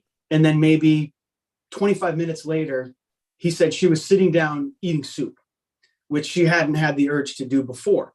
So it really, to me, it's like, how do you introduce them? How do you walk them in real slightly and give them that understanding? And that's what this is about. It's about really creating a measure so that people can say, hey, because look what we've already all done collectively. We've all collectively helped deliver some of this stuff that they're already looking at. Some of these, you know, when Steep Hill did its terpene testing, we were all sitting there and it was like, oh, we're going to be able to identify all these fucking things. And it's like, no, you just open Pandora's box and you put your foot in your mouth at the same time, because nature, you know, God is nature in so many ways. And I feel like nature is cannabis. And my biggest beef with Steep Hill is that you are not the science of, you know, you are not they try to claim to be this, like, what is it, like the science of cannabis or something. And it's like, no, nature is that. Nature's giving this to you. You're just analyzing and looking at it. You're just, you know, you're business people looking at these things. So I think, oh, go ahead. I love that you said that, Addison, because I think that it's really important for us to remember too, that while we're studying terpenes and all of the different fractals off of what terpenes are and what they can be even combined with and be created from, you know, the cannabis plant is creating terpenes in a live state. It's creating terpenes through this incredible dynamic microbiology body, which is the microbiome, which is the endophytic system of the plant. So, I mean, talk about nature and talk about trying to explain something that is so dynamically happening. It's so different. You know, what soil are you giving it? What kind of lights do you have? All of these things. And again, I'm going to go back to, normally eat? and I'm going to go back to this awesome example in science is that us, as well as plants, our DNA, we're 99.9% identical, but our microbiome, we're 99.9% totally different. And that's no different with the plant. So here we are trying to explain and express, while I do think that this kind of common language could be really helpful, you know, in making medicines. I believe that a lot of the energy and effort and unfolding, if you will, of the plant really needs to come from that endophytic system and microbiology and how we are creating the terpenes from the very beginning, not necessarily how we're separating them out and how we're going to, you know, isolate them and create new scents, but how are we going to work with the plant in its natural state to create these vast amounts of terpenes, and what are we feeding the soil that creates these terpenes? That's what is so incredibly interesting to me in the plant. So that's where all of this intersects with metabolomics and proteomics. So we can actually take samples throughout the life cycle of a plant and look at what genes are being turned off and on, and what metabolic pathways are engaged, and that's super exciting for me. And that's obviously, you need to get the sort of the first data down and start looking at it. But it's some amazing science that has become accessible in the last couple of years to be able to look into the plant cells and see what the reaction of the plant is to a given environment, in terms of its tertiary metabolites and secondary metabolites, what it's producing, and look at, you know, what the, you know, chemical impact in the living organism of a environmental change or stressor is. That will take even more work, but, you know, as I said, this is you know, if we get this going, it's certainly job security, because it's a very long experiment. But it's super important. And it actually, and this is one of the things that I kind of want to point out, is that, this type of work has implications beyond just cannabis. Like this can be, you talked about toxicology, but look in terms of therapeutic benefits. The sense of smell is so important in memories that I suspect that there is probably a way to use sense in combination with a bunch of other therapy to help people overcome PTSD. They associate this smell with this particular traumatic event. Well, let's start introducing some other smells to try to change the signal noise ratio on their disorder. Or even dementia. If you look at dementia, I've had that idea as well. I hate to interrupt, but it makes me think that too, because what I've noticed just in some of the research I've been just in videos I'm watching and things that I'm looking at of these Alzheimer's patients, they're using music to reintroduce them to different things. And instantly I was like, well, fuck, that'd be great if you also had them, if you would speak to them or talk to the family members that they had and bring, maybe they were a gardener and they love to grow lavender. And now you introduce lavender with the music and see what that stimulates. I think it's opening up a lot of different doors. I've got to jump off. I'll just leave you guys with one last thing. When we were preparing for Legends, Marcus had explained to us that we wanted to make sure that we had to have fruits and stuff at the event. So we were dealing with a company called Sassoon Fruits, which sent us a box of fruit to check out just to kind of figure out what we wanted to get.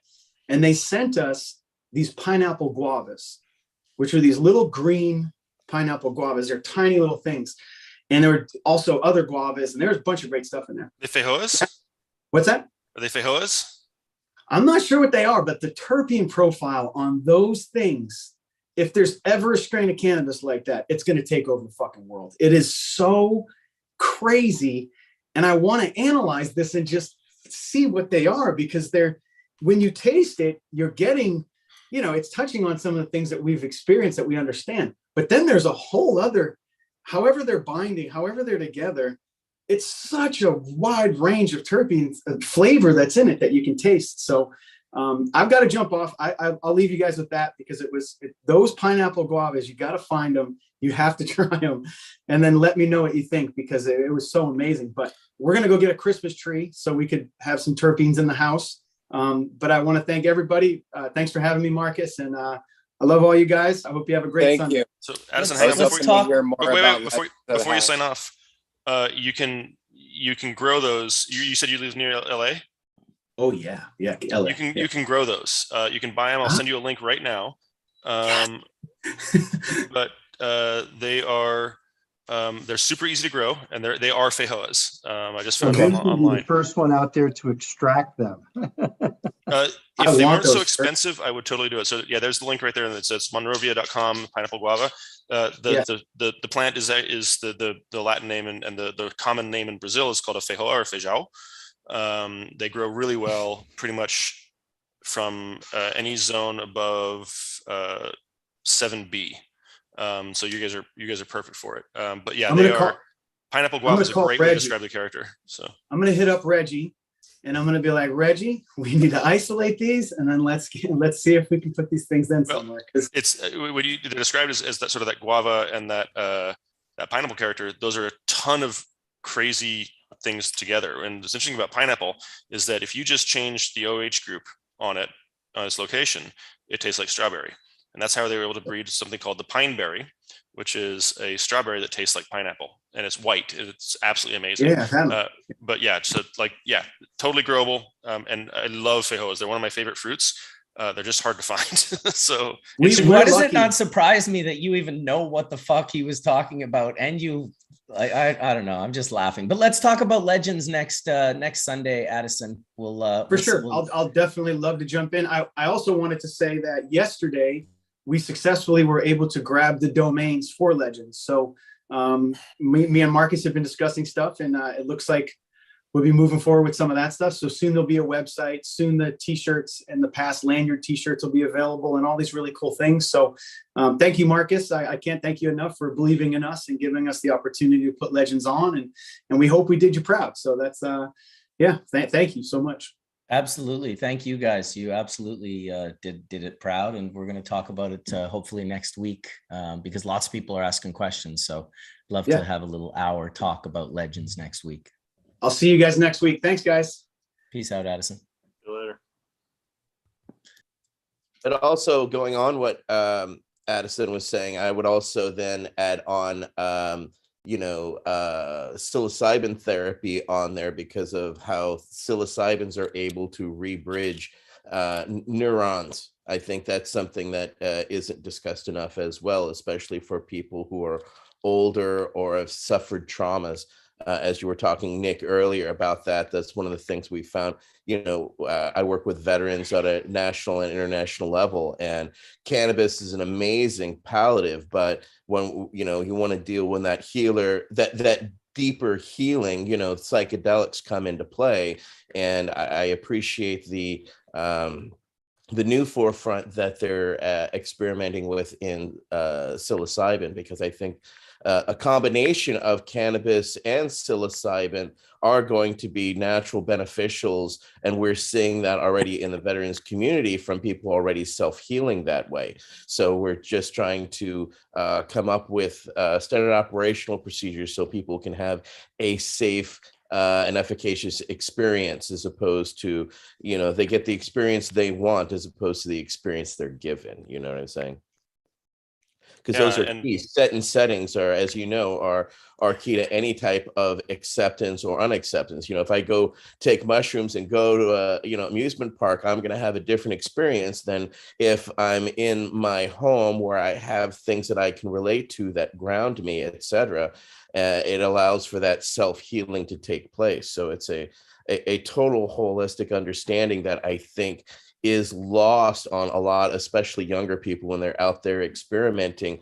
They take these and then go out into the world, as opposed to trying to go as best as we can inward to the situation, which is a whole other level of education that needs to take place. But just that correlation between people with Alzheimer's and those that are having memory issues, and especially as you get into that dementia range, I look forward to seeing and especially if there's some budding researchers out there, we look forward to seeing your studies once you become doctors on what actually takes place in these relationships, because we definitely need to have a better understanding.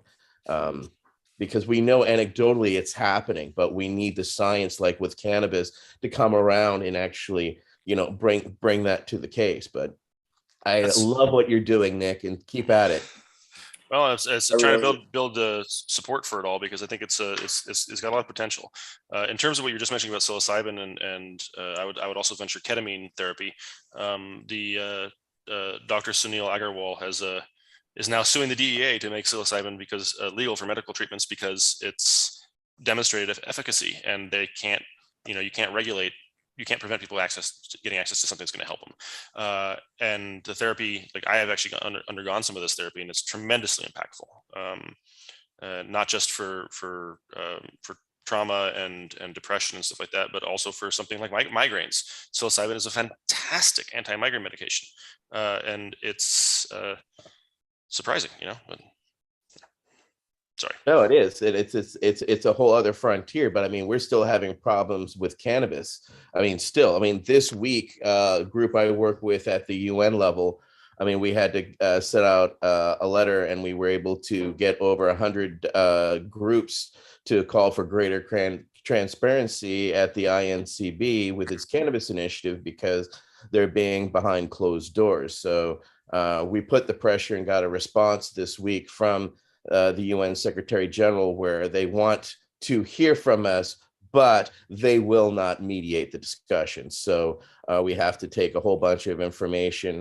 We've got things coming up this week in Vienna, and then in mid-March we'll be there as well, trying to push back against this, because we're just celebrating 1 year. Just 1 year, people. As of December 2nd, the group that I work with changed international law and got cannabis pulled out of Schedule 4, so that medical marijuana is legal for the first year since 1961. So we're currently working on getting cannabis pulled for recreational and adult use as well. But at the same time, we're still treading these waters. So we've got a long way to go international-wise, but treaty-wise. But if we get this research that you're doing, Nick, and get it going, hopefully by the time we all we'll hopefully all meet on a path sometime in the future where we'll find the utopia we're searching for, education and freedom wise. So steps by step. We're on that path right now. You're on it. We're on that yellow brick road. There's a lot of work being done in Canada with the Canadian Psychedelic Association, and a lot of the psychedelic, therapy that's happened in Canada, it has crossed over to the US. And the term psychedelic was coined by a Canadian doctor.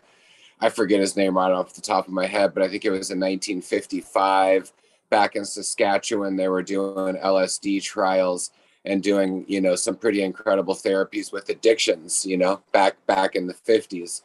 And it was it was LSD going into the public that, that you always hear about it changing the paradigm and stuff. And now we feel like we're coming back towards therapy. But the issue that we will need to address as we open up the therapies is to not, as it gets legalized, is to not have it be over-regulated like it is with cannabis. So, it's obvious that plant medicine is therapy that helps us through things because we've been guided through plant medicine with indigenous cultures throughout the world.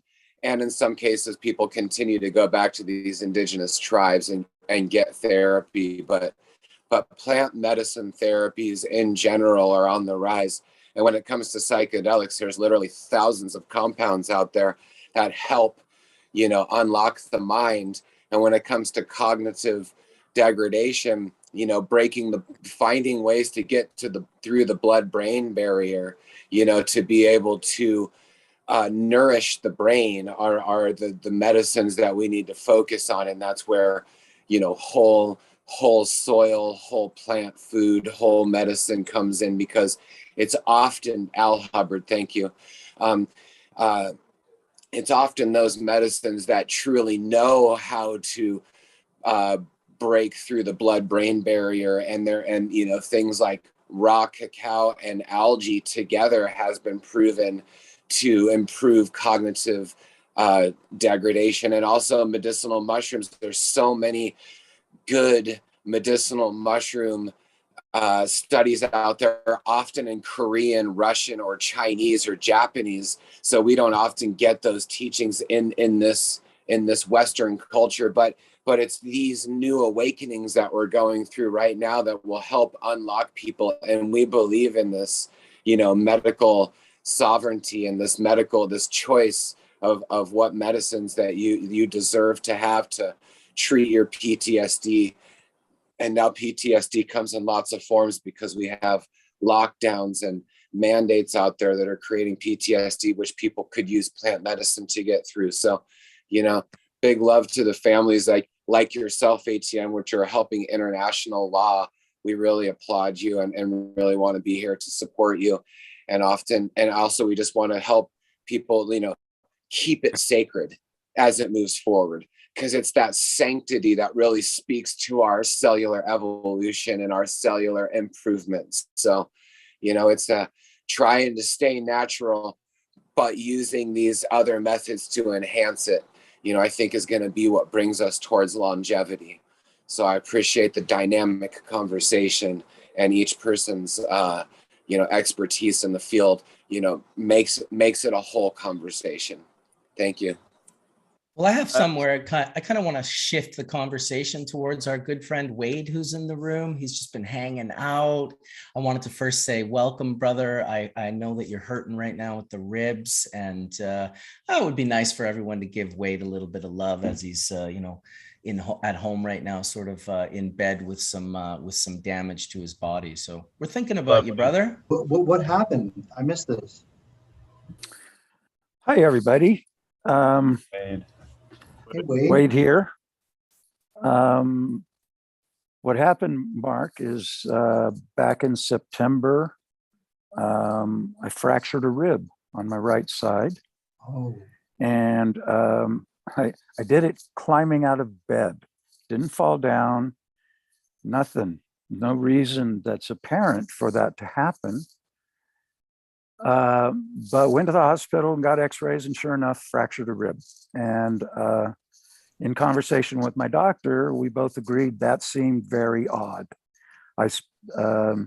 And so, yeah, a series of blood tests revealed that I am profoundly deficient in vitamin D3. Wow. And as a farmer who spends hours each day outside, I eat really good food. I pay attention to the things that I expose myself to. I use cannabis on a regular basis. I feel like I'm a person who should be enjoying good health. But in fact, it's my take on it, as I've talked with my doctor and done a little research. Vitamin D3 deficiency does not happen suddenly. This has been going on for years for me. It's probably why I hurt my back in 2018. And at the moment, yeah, I'm getting on 2 weeks pretty much in bed, because not only do I have the one fractured rib, but there's a chiropractor who's been to see me is of the opinion I've got a couple of fractured ribs on the other side of my rib cage. And in addition, a couple of ribs that are dislocated. Just having a grand old time here. But now that I know what's going on, the fact that I'm so deficient, actually I'm deficient enough in vitamin D3 that if I were a child, I would be diagnosed with rickets, which is a really horrible disease. So, much thanks and appreciation for Monica, my partner, who is working her fanny off to keep up with my needs, as well as the farm and everything else that's going on here. Emotionally and mentally, I feel inspired and deeply grateful again. I feel like there's been a lot of things going on in my life over the last 5 or 6 years that I had trouble understanding why I was experiencing those things. But now that I know that I'm deficient in vitamin D3, I'm taking extremely large doses of it, large enough that they are prescription only. And I've got a good doctor who's helping me with dealing with the issues that are going on.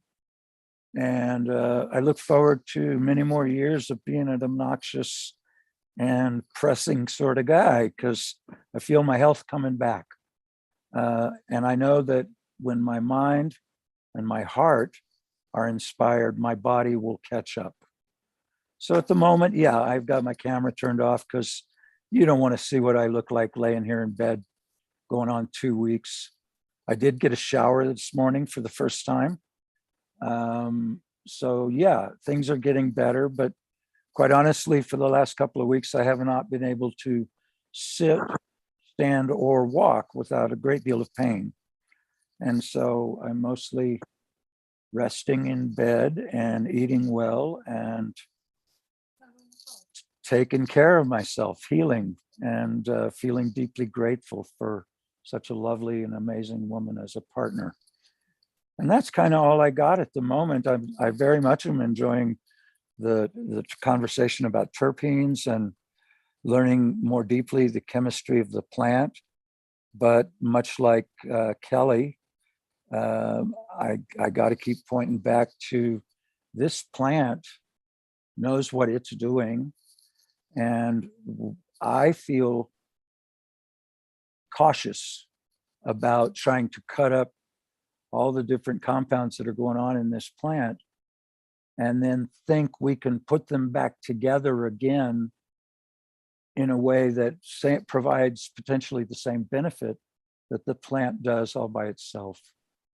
I think it's important to learn what we can about this plant, because there's no question it's a huge gift to our planet. And yeah, that's kind of all I got. I'm hanging in. I'm loving the conversation. I appreciate Marcus, you putting on the church this morning, and the usual crew that shows up, and some of the new faces. And you're an inspiration, sir.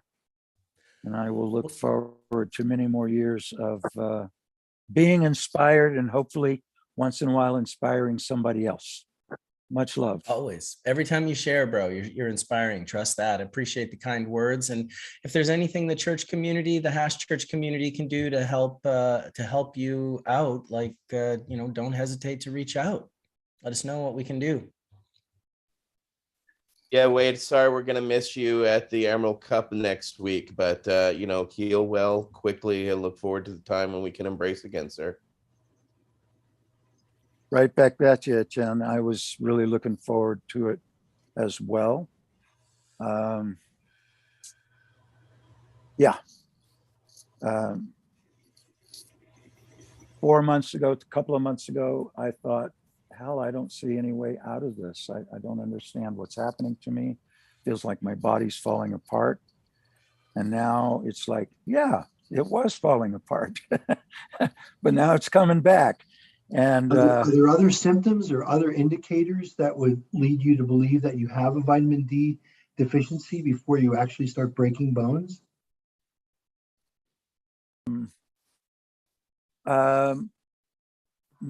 Other than like feeling like my teeth have gotten soft over the last 10 years.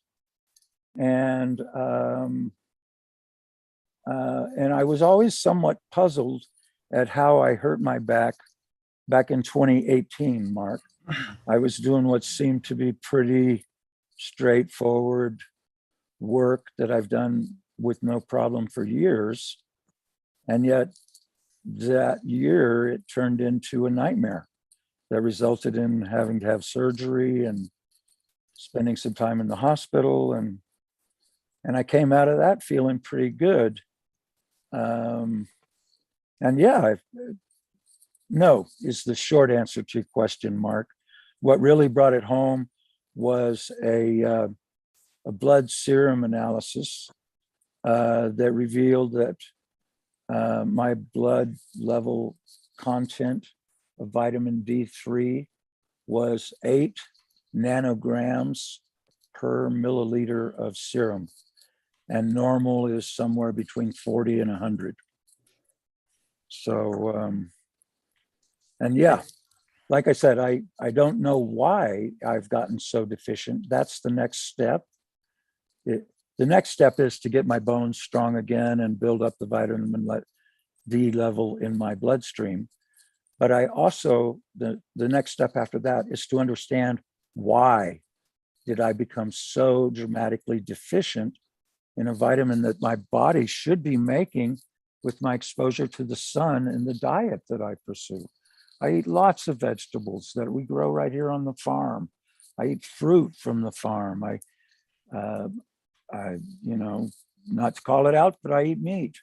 We buy high quality organic meats, and we don't eat it that often, but I just feel like, yeah, I was doing everything I knew how to do, and yet somehow ended up profoundly deficient in vitamin D. So I guess one of the things I would say to everybody that's listening is trust your doctors, you know, learn what they can offer to you in the way of information that is available about your body, and then pay attention to what's happening to your body. I'm getting to be 70 years old, and yeah, I feel like I got years of troublemaking left, and look forward to having my body back and ready to rock and roll. Well, we appreciate you, Wade, for sure. And it really does speak to kind of like the whole conversation that we've been talking about today, trying to create this, you know, the shared lexicon and going down the sensory rabbit hole. Like, it's to do things like the blood serum test that you got done. That's what it's for. It's to learn things that we can't learn and know from like things that have been passed down necessarily from our grandmothers or whatnot. Like, there are certain things that we can't just assume. And then we go to science and we get that blood serum test and we get told, you know, you have this deficiency. So it's really kind of a full circle to the story. I really hope you're feeling better, Wade. And I want to welcome Dr. Allison. How the heck are you? Hi, I actually have a Post-it here from a client that I've been waiting to see Wade for a long time. And Wade, can you give me a recommendation for an indica leaning CBD, please?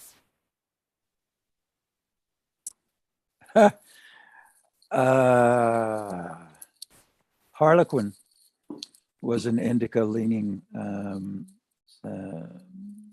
mix of indica and sativa. a high CBD version of it, you could go to Harley Sue or ACDC, or there's dozens and dozens and dozens of different cultivars that are out there right now. Actually, I bet Etienne would be a better person to answer that question, because he's seeing what's available in the California marketplace through the dispensaries. I know what's, heritage market, if you will, what was happening a few years ago. But yeah, I bet Etienne would have a good suggestion on that. Thank you, Dr. Allison. Good to see you, Etienne. Wade, I would agree with you. The problem is, unfortunately, is we are not seeing CBD cultivars showing up at the dispensaries nowadays. We're seeing all the bastard stepchildren, but we're not seeing any CBD dominance lately. And I'm not sure if it's from the grow, supply, or manufacturing, but we are deficient here in California. So growers, manufacturers, please, we need to do better.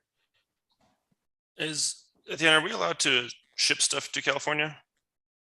No, it's still illegal because it's still federal mail. So it has to be in California by California to Californians, unfortunately, until, of course, as we know, the interstate commerce discussion is gaining more traction now more than ever. And there are letters that are being put forth to, push more for that, because I want to be able to benefit from other people, as well as I want to be able to send people, genetics and things like that, because there will be a time here in the future when you can say, yes, I want to order a Harlequin specific. I need these many genetics. Bam. Okay. I want to be able to do so here. And unfortunately, we're not there yet. And right now, currently, we've got 2 competitions open in California. Emerald Cup is accepting for its 2022 competition. And currently, I'm the ambassador for the state of California for its actually cannabis competition for the state fair, because it's not actually at a county level working its way up to state yet. So there is CBD flower is part of the both of those competitions. So I'm very much looking forward here. I know we won't see the competition from Emerald Cup until next year as judges, because now it's waiting until the harvest comes in and then going forward. It's one of the unfortunate yet fortunate things that happened due to COVID, is they prolonged the competition last year, so we were able to get all the samples in the spring so that we could actually get a true representation of the harvest that happened here in California. However, I'm hoping that we'll be able to see some Harlequins and others place here at the state fair, so that we can make everybody aware, but also see the need for production and getting this genetic out there to the market, because currently it's only for legal manufacturers in the state of California. However, in the future, it's going to be open to backyard growers, because here in California, any adult over the age of 21 can grow 6 plants. But we have to kind of wait for the county situation to come on board. So we're kind of leapfrogging initially with the state to hopefully get the counties to come on board, so that we can have a true competition like you would in any natural state, where it rises from the county level then to the state level. You see what I'm saying? And then at that point, wouldn't you love to be able to then export or import any of these winners, losers, etc.? You know what I'm saying? Because then as these competitions come on board in your states and in your regions, I want to be able to taste and sample or grow that genetic of those particular winners to see what I can actually do the best out of. So I hope that these competitions, as they become larger, will also make people more understanding as a whole on these CBD varietals and how beneficial they are, because daily I'm getting patients who are asking and looking for it. And of course, I recommend a saturation of, THC and CBD together to help them get an understanding for their own understanding of what their own symbiosis of, what their own natural feeling should be or be like. So sorry, long-winded. No, that's okay. So I've been doing a lot more cannabis-assisted psychotherapy. And so that's why I was asking for a CBD leaning indica, because a lot of these people have like high amounts of anxiety, but the anxiety is also for THC. Like they're terrified to like, touch THC, but they hear how cannabis is amazing. And so I've been looking for one so that we can start out with a CBD and then slightly move them into a little bit of THC.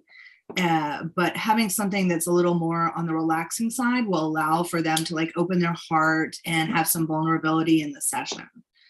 That's why we recommend starting off with the teas, like for older women. Like when my mother wanted to start trying cannabis, she doesn't smoke. So one of the things that we found is we found certain teas and tea companies make varietals like a 20-to-1 CBD to 1 THC. Oh, well, that was a perfect way to introduce her into trying it because she got very little THC, but it felt very relaxed. And one of the things that we have found is especially CBD helps balance things out. I myself take a 2-to-1, 2 THC to 1 CBD. I know some people prefer 1-to-1. Some people can handle the 18-to-1, etc. So it's finding what your body has and likes. But when we start getting I like out 20 of to those 0. realms, right?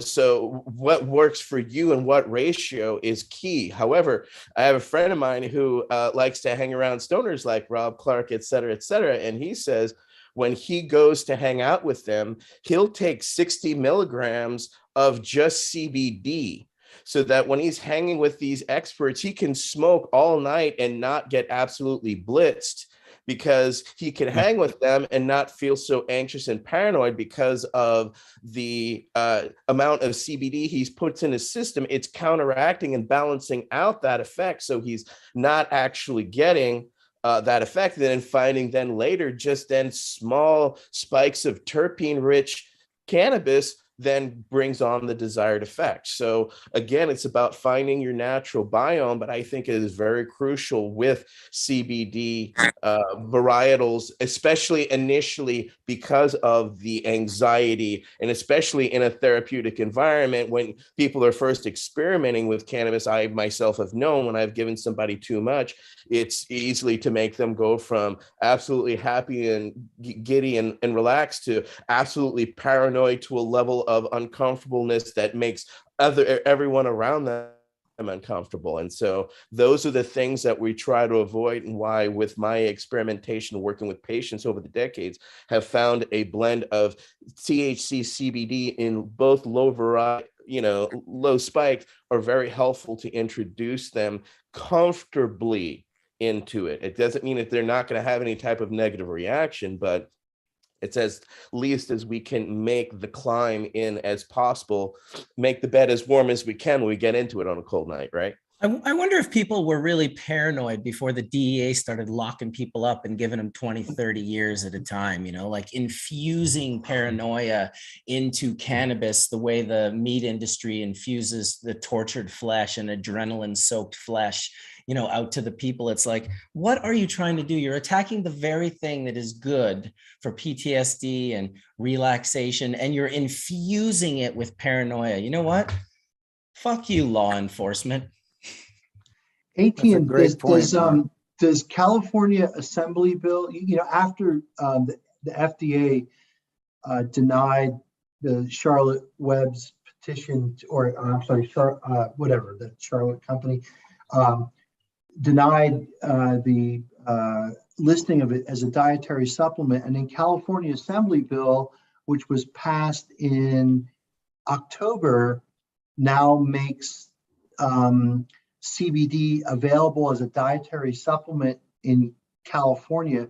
So do you think production will catch up with that? So, your original premise, which was, I need to see this stuff in my dispensary. Do you think that that'll change production to put CBD leaning cultivars on the radar for producers in California?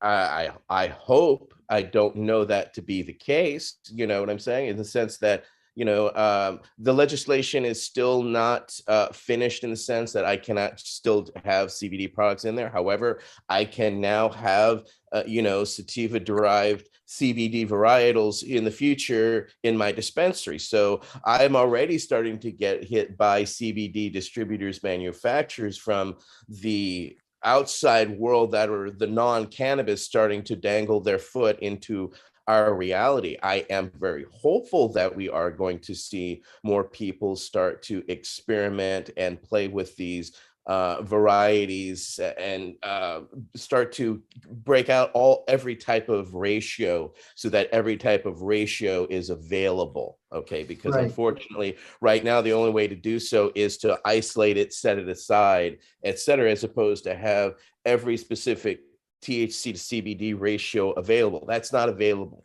I would love to see that available so that people can then document and isolate what works for them individually, because I'm still getting people all the time, especially people I went to high school with and grade school with. They're like, hey, you're a cannabis expert. Tell me which CBD company out there is right for Every me. time.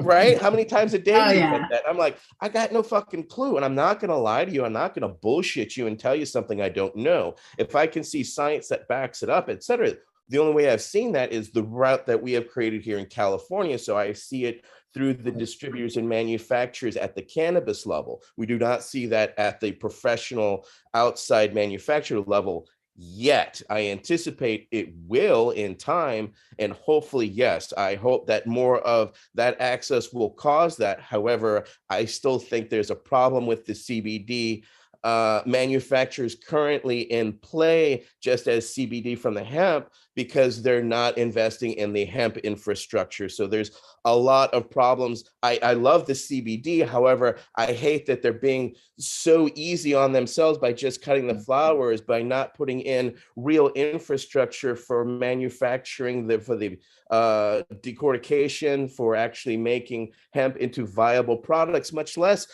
foodstuffs, etc. We still don't have just that basic understanding, and we're still so far behind. So I do hope that some of these CBD people will step into the THC realm, and some of these THC people will step into the CBD realm, so that we can get that biodiversity that's needed for the patients themselves currently, because it is sorely missing. And Absolutely. So once that's there, I would like to see that next step, because then Allison has all these different ratios to try from, starting from one end and working her way back, or working your way up, however, or whichever way in the spectrum you find yourself, or where your body is acclimated to or is used to. So that's not understood.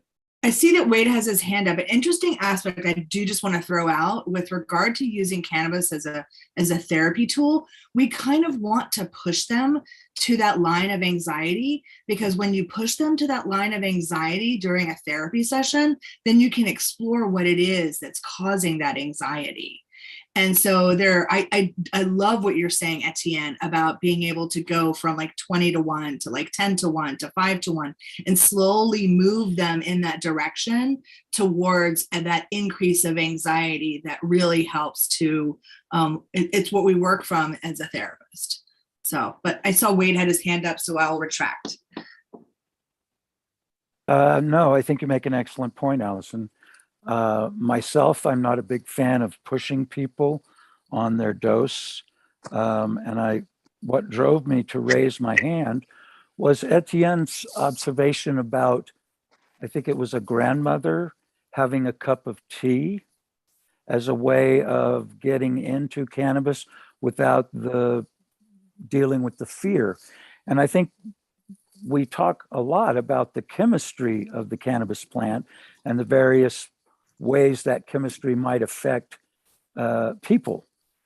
But we don't talk very much about the different ways of getting that chemistry into your body, the different ways of preparing that chemistry into a product that can be taken into the body, or dose, or frequency of use, or any of those other things, all of which play, in my experience at least, a huge part in what you can benefit from by using cannabis.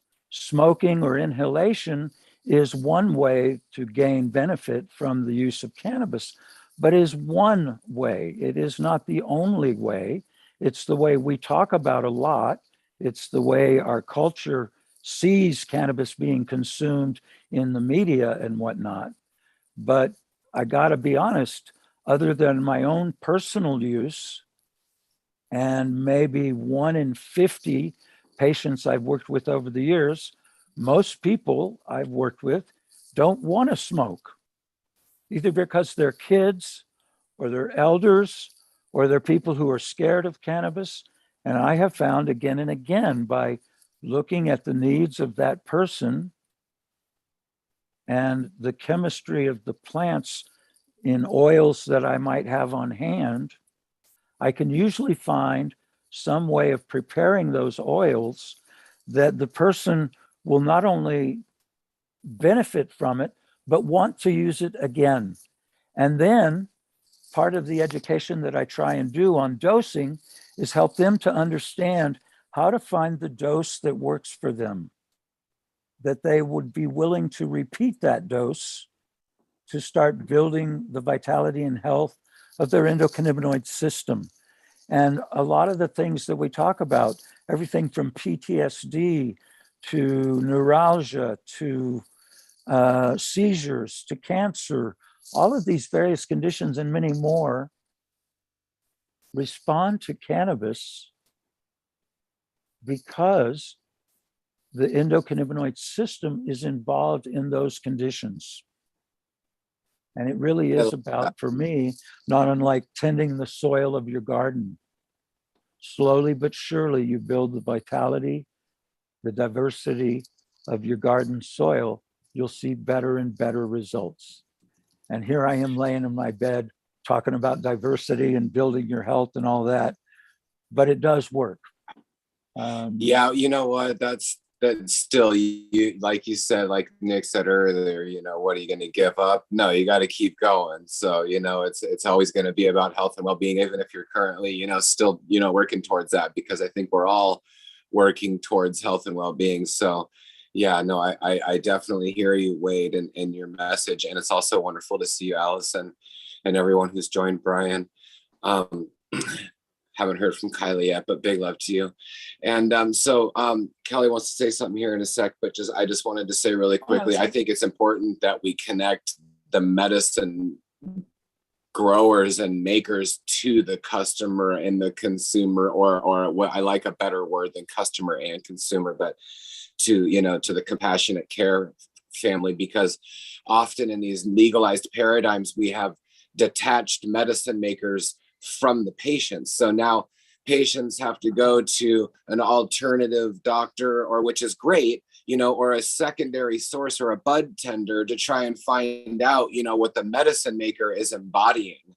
So what we've seen like this last weekend is a beautiful thing, a farmer's market in Northern California in the Sebastopol area. Give thanks, you know, DEM pure farmers, a lot of them were there, and they were able to share their home made products, their natural farmed, regenerative medicine, eco packaged from the farmer to the consumer medicine. Awesome. Now, when that person comes up to the table and they make a not only a chemical interaction through their conversation, you know, they're automatically, now they're letting down and exudating chemicals based off their conversation.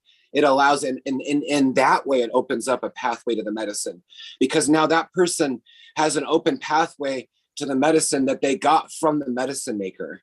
And so, you know, they're going to be excited when they get home to take that medicine because they talked to the person who created it, rather than the secondary bud tender, which I have all the love in the world for. And I think anyone helping is great, but we should empower the farm gate sales systems and these farmers market systems to happen in other places in the world. So it's not only coming through, you know, therapy sessions. And Kelly had one more thing to say. Did you? I just, Wade, I wanted to touch on to you.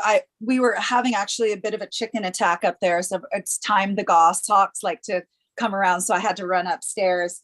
And I was listening to what you were just saying, Wade. First of all, so much love to you.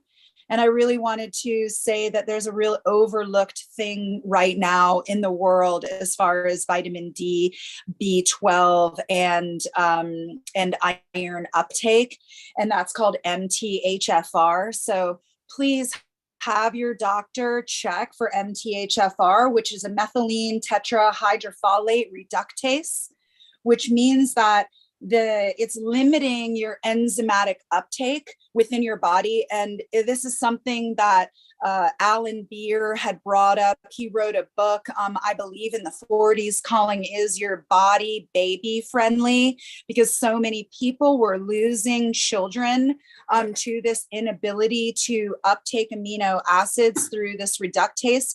This absolutely is totally defined in vitamin D as well. So please have your doctor check for those MTHFR mutations. And I just really wanted to say that and pass on my love to you. It's something that a lot of people continue to see: low iron, low vitamin B, D, low vitamin B12, and they don't know where it's coming from. This is something that is incredibly common with European descent people, because basically the people who survived were the people who came from clotters. So heavy duty on the battlefield, or yeah, you know, like if a lot of us that are white European descendants, the reason why we're still alive is because we came and survived from people that clotted. So people that bled out weren't able to go have, you know, more generations. This is incredibly prevalent. This man Alan Beer had said he was seen as a heretic. They took away his license. He said that it was maybe 1 in every 4 people, and now we're actually recognizing it could be 3 in every 4 people, with the possibility of 6 different mutations. This absolutely is totally integral to our endocannabinoid system, the uptake of cannabinoids, where people are having a lot of toxic issues with different types of cannabinoids, as well as toxic issues with food. This is a real root of it. And I know I'm going off on this, but it's really important. So love you, Wade. It's hilarious that you mentioned that, because I have 4 out of the 6 mutations for the MTHFR. And I have, so I supplement with folinic acid and methylfolate. And after years of trying a bunch of different SSRIs and other antidepressants and therapy, simple 2B vitamins have made all the difference. It's hugely important. And yeah, the vitamin D deficiencies are, yeah, they're more. I don't think all the mutations are identified yet, but they are definitely a thing. And it's I sent a couple of articles up, or at least references earlier. But yeah, it's again, it's complex, and the more data we have, the better sort of we're able to sort of identify and treat. Yep. And I just wanted to say, in conjunction with that vitamin D and the inability to uptake the vitamin D through this methylation issue, which also leaves toxicities within our body for longer. So people who have more mutations will hold on to toxins in their body much longer. So people who don't have any MTHFR mutations maybe can get over a hangover within 24 hours. People with many different mutations, maybe it could take them 2 weeks to 2 months to 6 months to actually get over that, you know, that alcohol abuse that they had. But I wanted to say a side door to the vitamin D is silica. So it's also one that is very not utilized. Whenever we test our blood, when we test soil, when we test plants, when we test our food, silica is low. So silica can help propagate the uptake of vitamin D as well. And also, so like when I drink this, I put in C90 into this, which is, you know, dehydrated ocean water. It's 84 trace minerals plus 6 rare earth elements that are coming up from ocean vents. And then there's 50,000 organisms that come alive. Now I take it down from boiling, and then I put a little bit of chlorella or a little bit of spirulina in there, along with the raw cacao and the lion's mane. and a little bit of maca and a bit of, can you hear me? Oh, okay, you're hearing that. Anyway, the point is that you know, it really is, and it can become an amazing, you know, food as medicine, and break the blood-brain barrier and add trace minerals to your diet along with the algae and the nootropic medicine of lion's mane, you know, is something to look towards, is nootropic medicine, cellular regenerative medicine. And the moral of the story is that we are producing foods that are devoid of full spectrum minerals.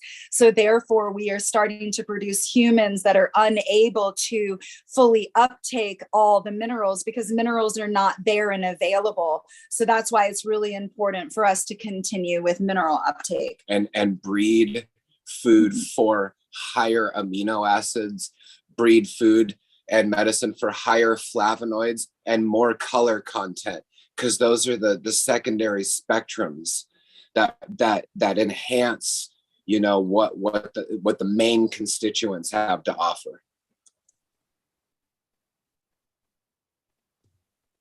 Thank you for sharing. I wanted to shift the conversation a little bit back to bring Kylie into the conversation and to welcome Brian from DNail, who just rolled in.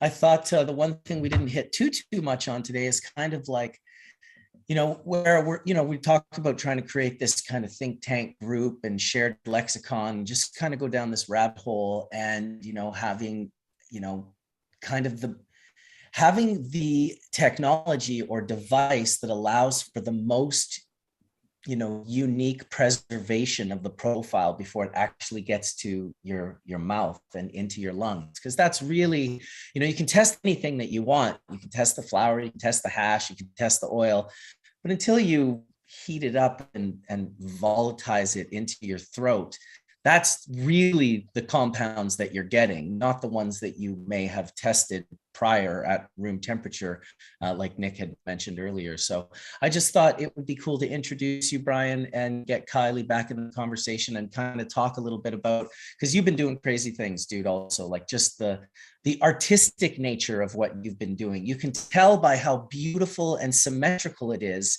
that it's somehow better. And maybe you can speak a little bit of that, Brian. Yeah, real quick, is my microphone working? I hear you, Brian. How you doing? Doing all right. I can't hear myself, and I've had equipment issues in the past.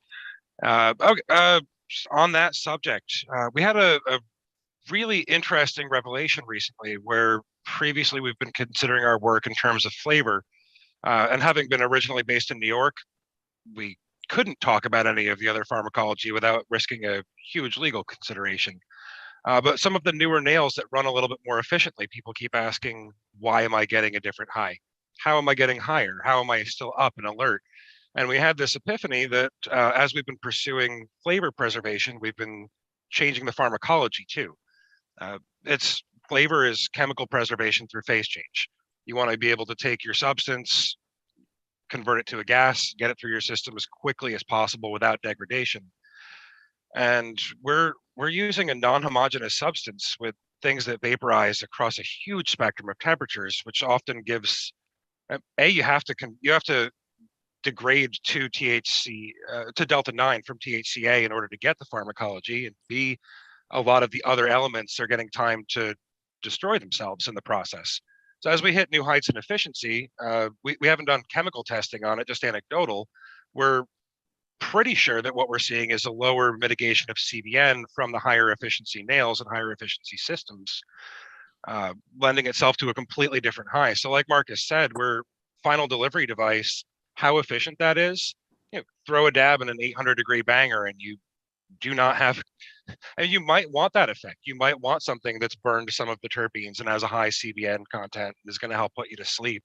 But for the subtlety, the fine points, the harder to reach stuff, really doing justice to everything the growers, the breeders, the processors have worked so hard to get into the jar, you need an ultra efficient system. And having spent time originally in nail design and then in cannabis distillation and distillation theory, coming back to nail design with advanced distillation theory under my belt, the effects are actually stunning. We're not a research facility, we're a development facility.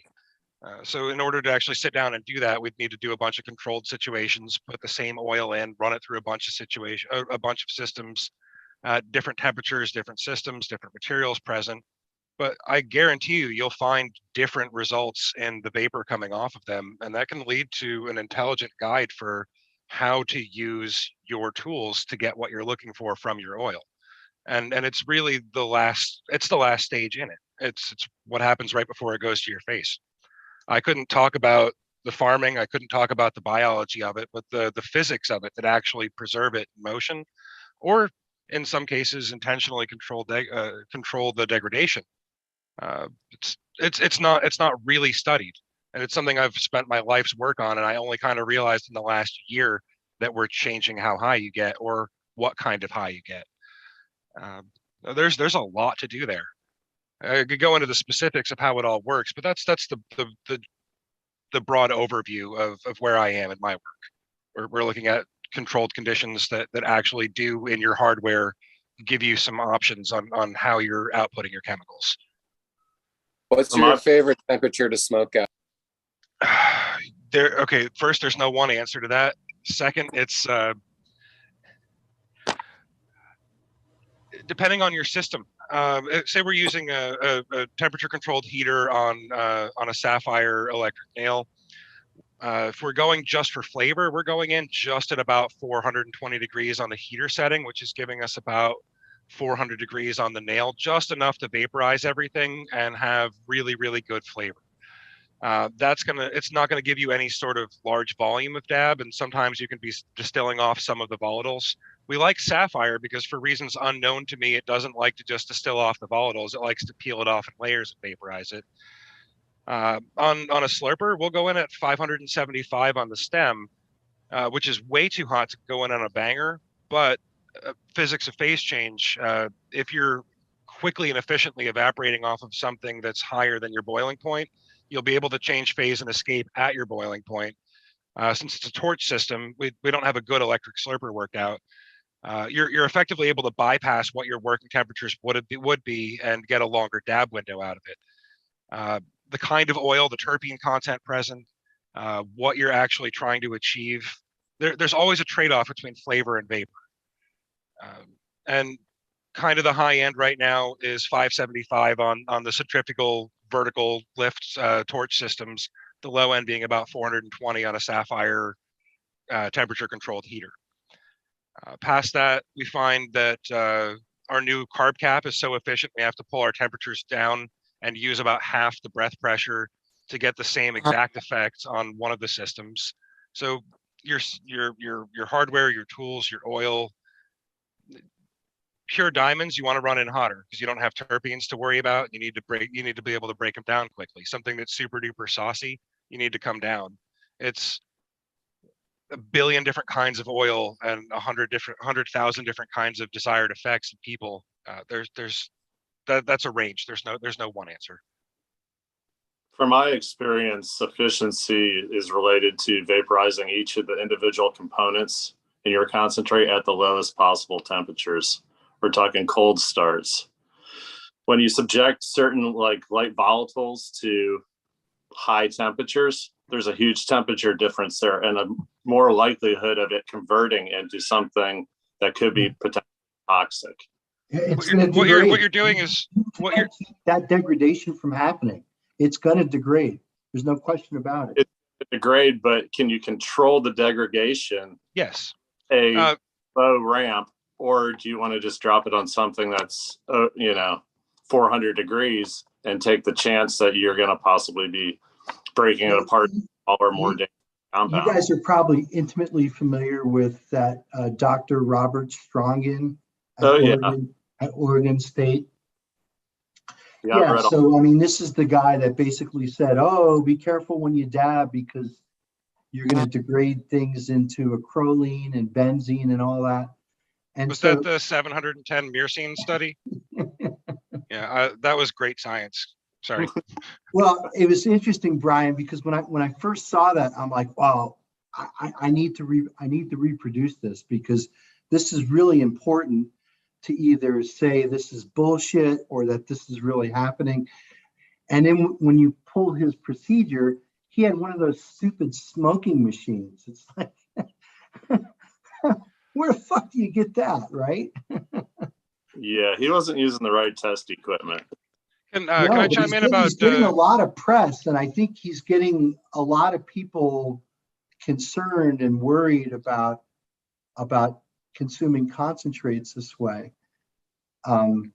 Yeah, I mean, I don't exactly know where to go with that, but I think that there can be some work. I know that Marcus Rogan, I don't know if you guys know that guy up in Canada. I think he kind of came up with some other type of device that can measure some of the compounds and looking at different conditions to try to understand what those degradation profiles are and what they're not.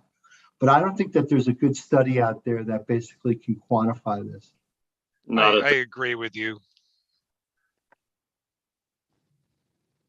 Oh, sorry, I don't know whose turn it was. Can I say one thing about degradation, then I'm off the floor for a sec? Please. Okay. One of the things that took a minute to realize, because it's not obvious unless you're actually in it, that getting the things through phase change and out, it's about escape conditions. And boiling point and your running temperatures are the most important parts. But if you've got a 385 degree banger and it's got a 2 milliliter deep pool of stuff, terpenes that are trying to boil at 50, 80 Celsius, they're going to be stuck in the tar. They're going to get time and contact to destroy themselves. Everything's spinning around into a thin film in a centrifuge. The vapor can escape. There's no time. Everything's always changing phase at its boiling point. You throw water at 250 degrees or 1,000,000 degrees, it's 212 in normal pressure the instant it's created. Every moment it gets in contact with that higher heat source, it can overheat. So one of the things that we're really doing, it's fluid dynamics. It's hacks of getting the vapor to escape as it's created. So when I'm talking about running hotter on these more efficient nails, we're going from room temperature outside the nail being processed in, through, up, and around in less than a second in a lot of instances. And there's just no time for it to overheat, even though it's briefly touching a higher heat source. Hey, Brian, do you mind putting a couple videos up, like sharing your screen and showing some of the videos that, because earlier you said, like, when you came out of the distillation world, you were like, oh, I'm going to apply some of that short path molecular distillation or falling film or rising film evaporator aspect and kind of create bangers. It would be great if and if you tell me your Instagram account, I just couldn't find it. I could find your personal one. I've known you for like a decade. I know you got too many, dude. No, we had to reboot all our media. It's at DNAIL USA, just DNAIL USA. It's weird that just didn't come up in my search. I think we're shadow banned. Definitely are shadow banned. Okay, I can do it. I've got some up here. You can keep talking, or whoever's talking. I'll show a few of these. One of the conditions that I've, Brian and Kylie, one of the conditions that I've been looking at is obviously there's the vacuum distillation or ambient pressure and other such situations, and I think about it in terms of theoretical plates if we're talking about distillation, and the more you can get, the better resolution you should have, and so like vacuums tend to reduce those, and changing the pressure conditions and the vapor pressure and the temperature. Oh, that's a beautiful tool. But yeah, looking at the thin film, it's a fantastic way to get things to flash off real quick, and so long as you don't flood the plates or don't overload it, it's a way to get them to go pretty quick. Yep, but we can't dab under vacuum. If we could, my job would be easy. What we're doing is taking. You're right. The thin films. You're getting. They're there for better escape conditions. I've been focusing on trying to have this is going to be a good one. No accessories in it. You see how in that video everything's spreading out into thin stripes. Lovely. So this is an attempt to miniaturize the aspects of a thin film evaporator or a centrifugal evaporator. The dabber coming in from the outside is running like your feed chamber. We run the dish at a lower temperature like a prime. So depending on how we do it, how we control it, everything's going from room temperature to vapor so fast that it's really mitigating the amount of degradation from the time component, which does allow us to even run hotter. This is actually my favorite nail is gonna. This is my most recent thought on how a nail would should work. And This Venus, Brian? Yeah, that's Venus. There's no time for anything to sit in a hot puddle and cook. Everything's only in the working zone when it's being engaged. And because everything's in motion, the actual oil that's not contacting and getting vaporized doesn't get a chance to overheat. And then it falls back down to a cooler chamber so it doesn't cook while it's in motion. That one's just the most elegant iteration of that particular design. But the notion that this pursuit of efficiency was leading to a preservation of cannabinoids just had not occurred to me until earlier this year. The flavor's there. This work is overall concept, material science, fluid dynamics, thermodynamics, and I have 0 PhDs. My company has 0 PhDs. We just kind of think about how it all comes together and keep doing it. Dude, you don't need PhDs. You have DABs, bro. PhCs. I like to think that I've spent more time thinking about dab physics than most people. There's plenty of qualified people that could be brought up to speed, run circles around me, but they're usually doing more traditional, conventional work. Mark, by the way, you're one of the most important people in this industry scientifically. I'm honored to be here with you. Oh, well, thank you. Oh, wait, which Mark? You. No, wait. Mark versus Marcus. I'm Marcus. Mark and Marcus. Marcus is industry glue. Dude, you're the scientific community. I'm not. I'm just the humble host. Please. People like you hold us together, but we haven't. Mark and I haven't really talked much, but you pop up in a lot of circles, and I've got a lot of respect for you. So it's really an honor. Thank you. The feeling is definitely mutual. I think that it's interesting that you say dab physics because I never thought of it quite in those terms, but it certainly is.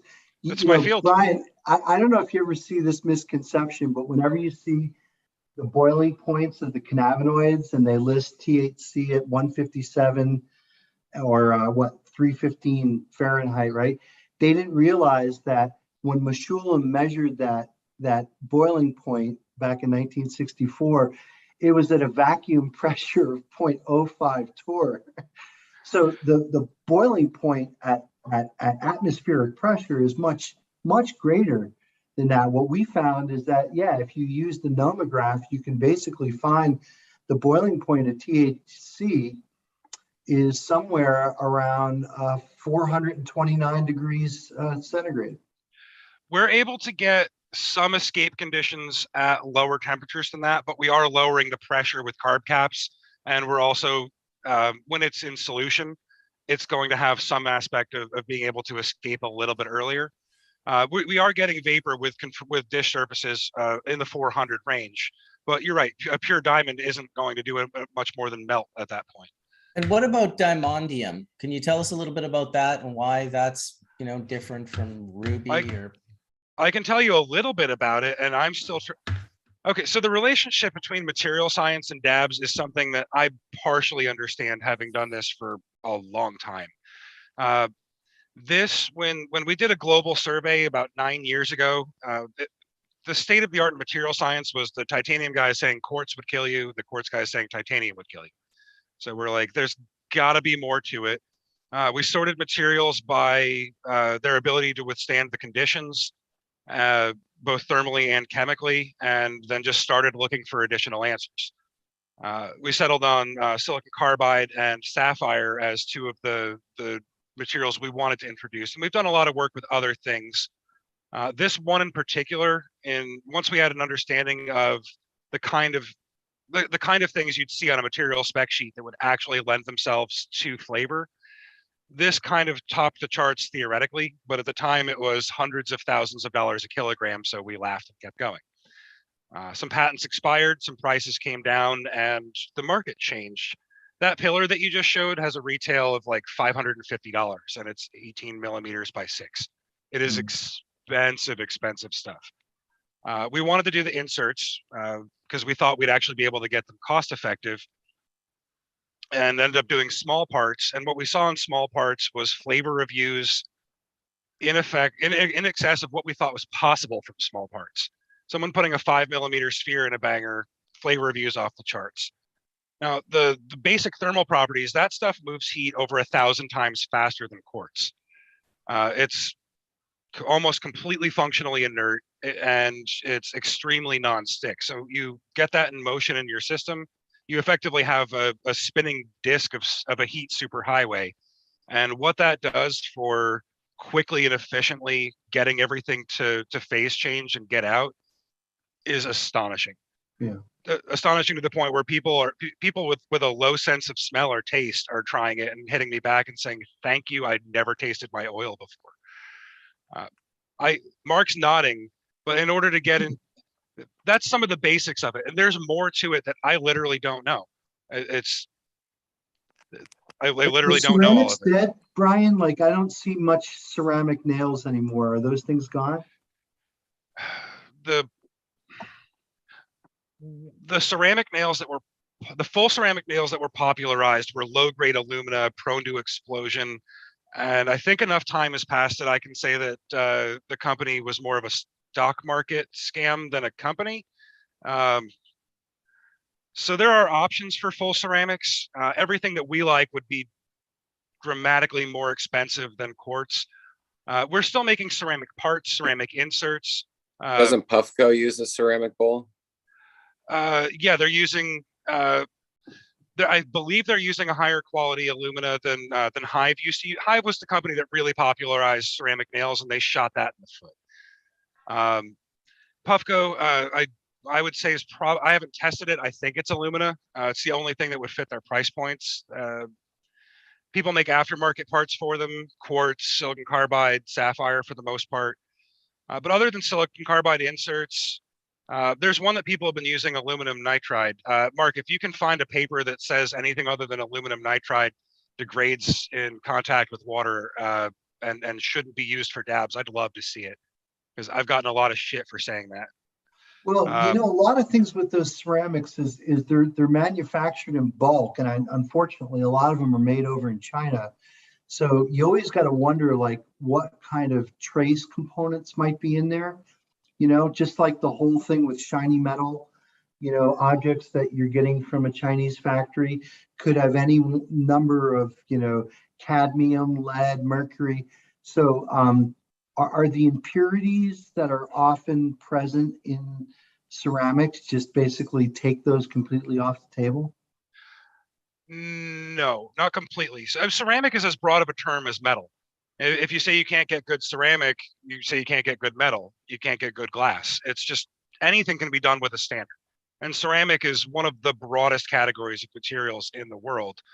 One of the reasons we're doing trade names now is because everything we've done in new materials has opened us up to having a lower grade impure copy of it done, or some version of it, in many cases so cheap that people cut us out of our own marketplace. So I've found that I've given people the inspiration to make bad products. That's an interesting way of looking at it, right? It is. And it's, it's hard to patent stuff in this industry, and even if you get it through, no one particularly cares. So it's when we did silicon carbide and sapphire, we just talked about them as what they were. If people are using jewelry grade sapphire and ruby on everything, we're still using optical grade sapphires on everything. Big difference. We could get we used to pay $250 for sapphire parts and sell them for $300, because $250 was what they cost, and no one wanted to pay more than $300. Wow. New technology. Have the issues with supply chains affected your raw material costs much? Raw materials, not so much. Actually, the electrical components for the D-nail controllers have been the problem where we suffered. For raw materials, quartz is going to go up a little bit. Every place that we were finding our raw materials were going to go up, we were able to address it with bulk increases in purchases to keep everything the same. But yeah, no, we're going to see crazy inflation, and everything's going to be weird soon. But you are also seeing other companies coming around and start to knock off even your silicon carbide. You know what I'm saying? So it shows you that you were ahead of the curve, and the industry is coming around to your thought once they realize and understand what they are having, what they're dealing with. So I want to thank you personally. I've been using your stuff for nearly a decade, or since your inception, and your consistent availability to always improving yourself and never settling for what is out there and always pushing the boundaries is something that needs to be applauded and commended, because it's very expensive and hard to do this type of research and development. And I thank you for the love you've given me and the discounts over the years, because I gift all these things to other people and stoners who are just coming on, because again, it was very expensive early on. Now the price of the components are much more in reach of your average consumer, as opposed to just being within the reach of those that could afford a lot. So not only congratulations on your creation, but creating new things, but also bringing price points down so it's more affordable over time. I know you absorb those costs through all of your R&D because it's so expensive. So I know most people don't have the cojones to do that. So thank you for being a leader and a pioneer in that resolve, because that's why I continue to follow you. And what you do is because you don't settle for what's out there. You don't even settle for your own. You're always trying to find new paths and new pathways, which too few companies in the dab industry are doing. So everyone wants to be second, man. My wife says that all the time. It's so cheap to be second. Thank you. That really means a lot to me. And ditto for me. I froze up, but exactly what he said. Same for me, Brian. That diamondium is next level for sure. Worth every penny. Thank you. Keep up. Thanks, Brian. Yeah, your work is insane, man. Like Dragonfly family. Big love, man. Your work is top notch. No one touches it. Anybody want to give me like $1 billion and a bunch of grad students that no one needs back anytime soon? I got stuff to do. Maybe. Might be able to find you some grad students. I don't have a billionaires. You're watching and you want to contribute. These are the people that are passionate, that care, that take the time, that are always thinking out and thinking through it. These are the people that are leading us in a better, more healthier, and more healthful way. Any type of harm reduction one can do. I'm a permanent patient. Okay. So any type of less harm that I can do to myself, the better I can prolong my life, and I can educate my patients to prolong their life. So thank you for giving us the tools that allow us to help prolong people's lives. That's something I think that isn't really thought or understood as well, but you understand that gravity and you challenge yourself to do better. And that's, again, more reasons why I love y'all. Shoulders of giants too. There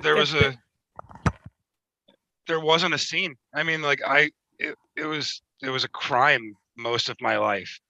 It was weird to not pursue an academic career and decide to just work on this. Couldn't imagine a different life. Proud to be here with you guys. There could be a lot of health practitioners that don't have jobs anymore because of mandates. So you could have like a lot of people on your hands. If people are giving away $1 billion for research, I could use $2 billion.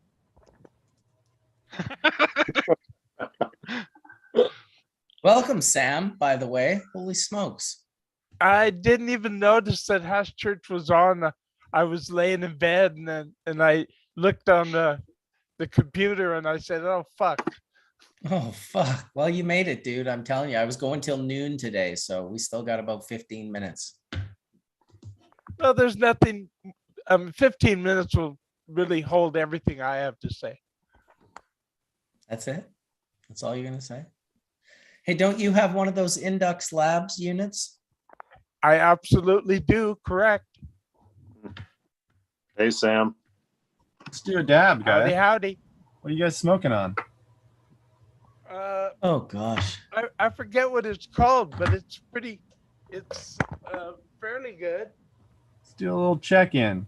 I got some stuff that I want to give a huge shout out to 710 Labs for gifting me a plethora of their work, and everything that they had gifted me was stellar and really impressive. And I love seeing people with such passion. And I hope to sit down with y'all one day and session. Thank you. Stuff is phenomenal. What I'm smoking is rosin, but I forget the actual name of it. I'm sorry. I wanted to big up Smoking, best. Go ahead, Etienne. I got some Arcade of Fire, Eagle Scout Rec is what I'm dabbing on this morning. Good shit. Nice one. Nice one.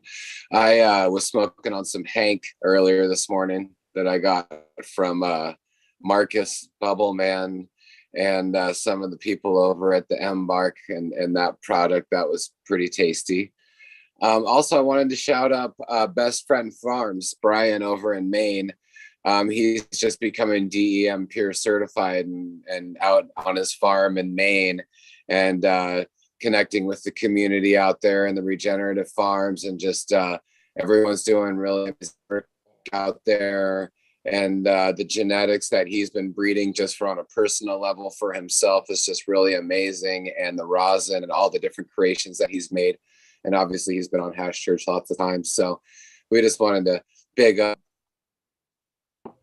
over there, Best Friend Farms, and really the whole Maine group is really pretty phenomenal, and they're doing really beautiful stuff along with Michigan. And not to leave out anyone, but I'm talking about Brian over there, and just wanted to say the work he's doing with hash and rosin and also breeding, and then now whole ecosystem farming and health and well-being is pretty He was spectacular. supposed to be here today, and man. he's doing a lot of it. I sent him the link.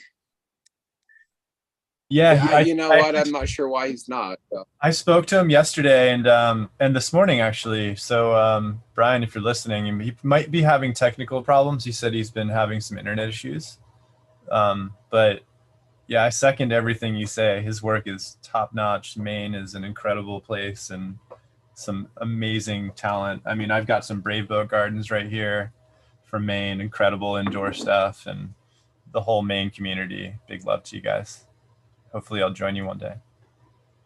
Also, Brian, Mr. Schroeder, these type 2 caps, you should get a Nobel Prize for. I mean, these are absolutely brilliant, absolutely intelligent, so easy to use, makes the flow and uptake. Except if you unscrew this and lose the piece, and then you have to use these with the tweezers like this. It's not. I'm gonna get you a new dabber. I gotta get you one of the new caps too. It still works. Right? take a good look at the one Etienne's using versus yours. There's clearly 6 years of technology between them. Oh, you got one of the old school ones. Yeah.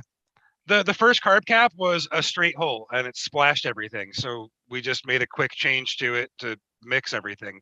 The one that Etienne's using, completely different physics. You have to use like half as much pressure to hit that, right?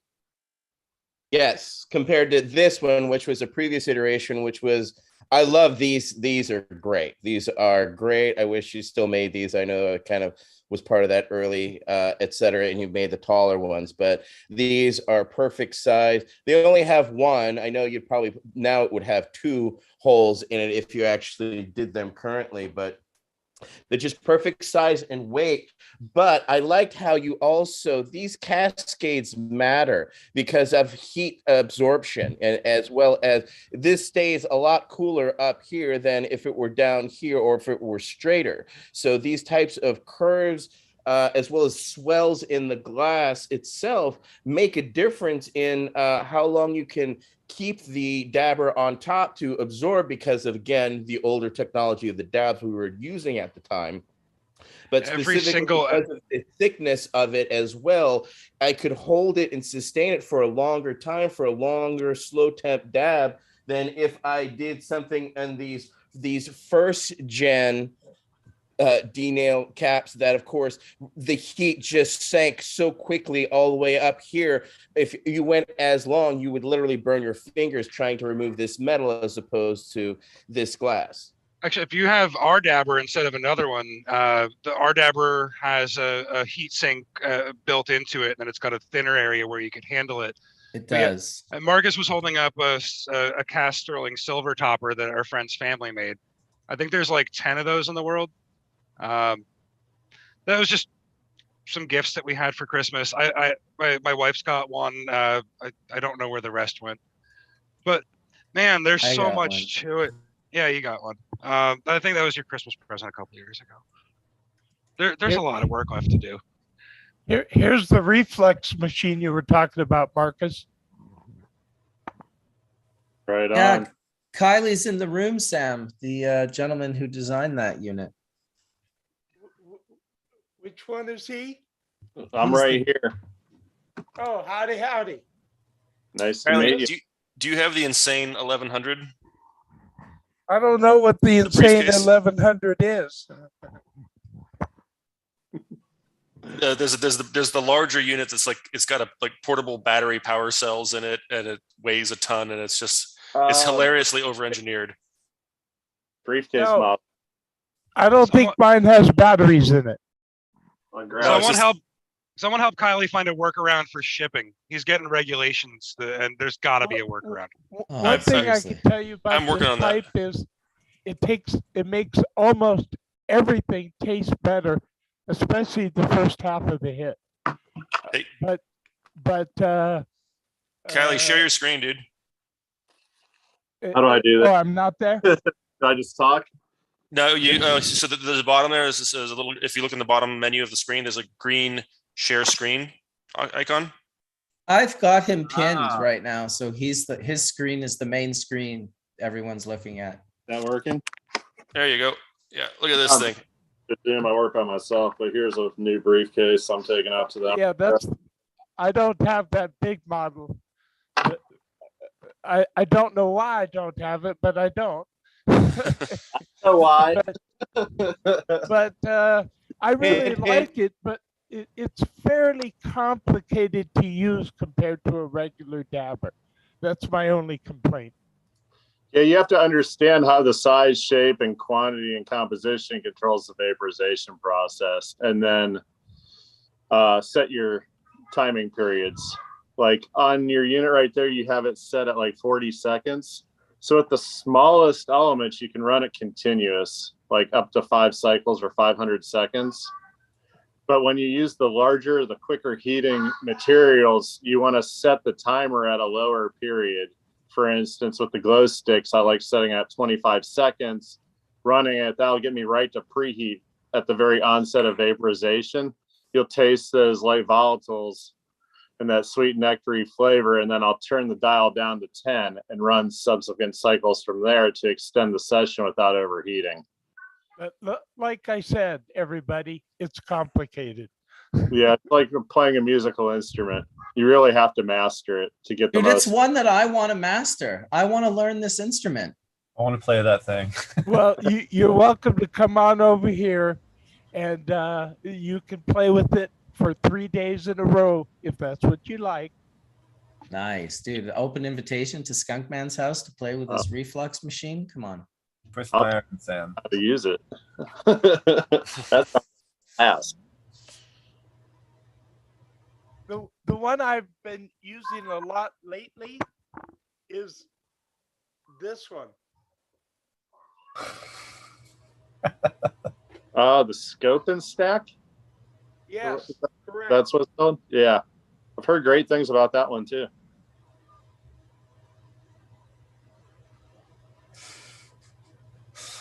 Someone in the comments said this is where we start selling stuff.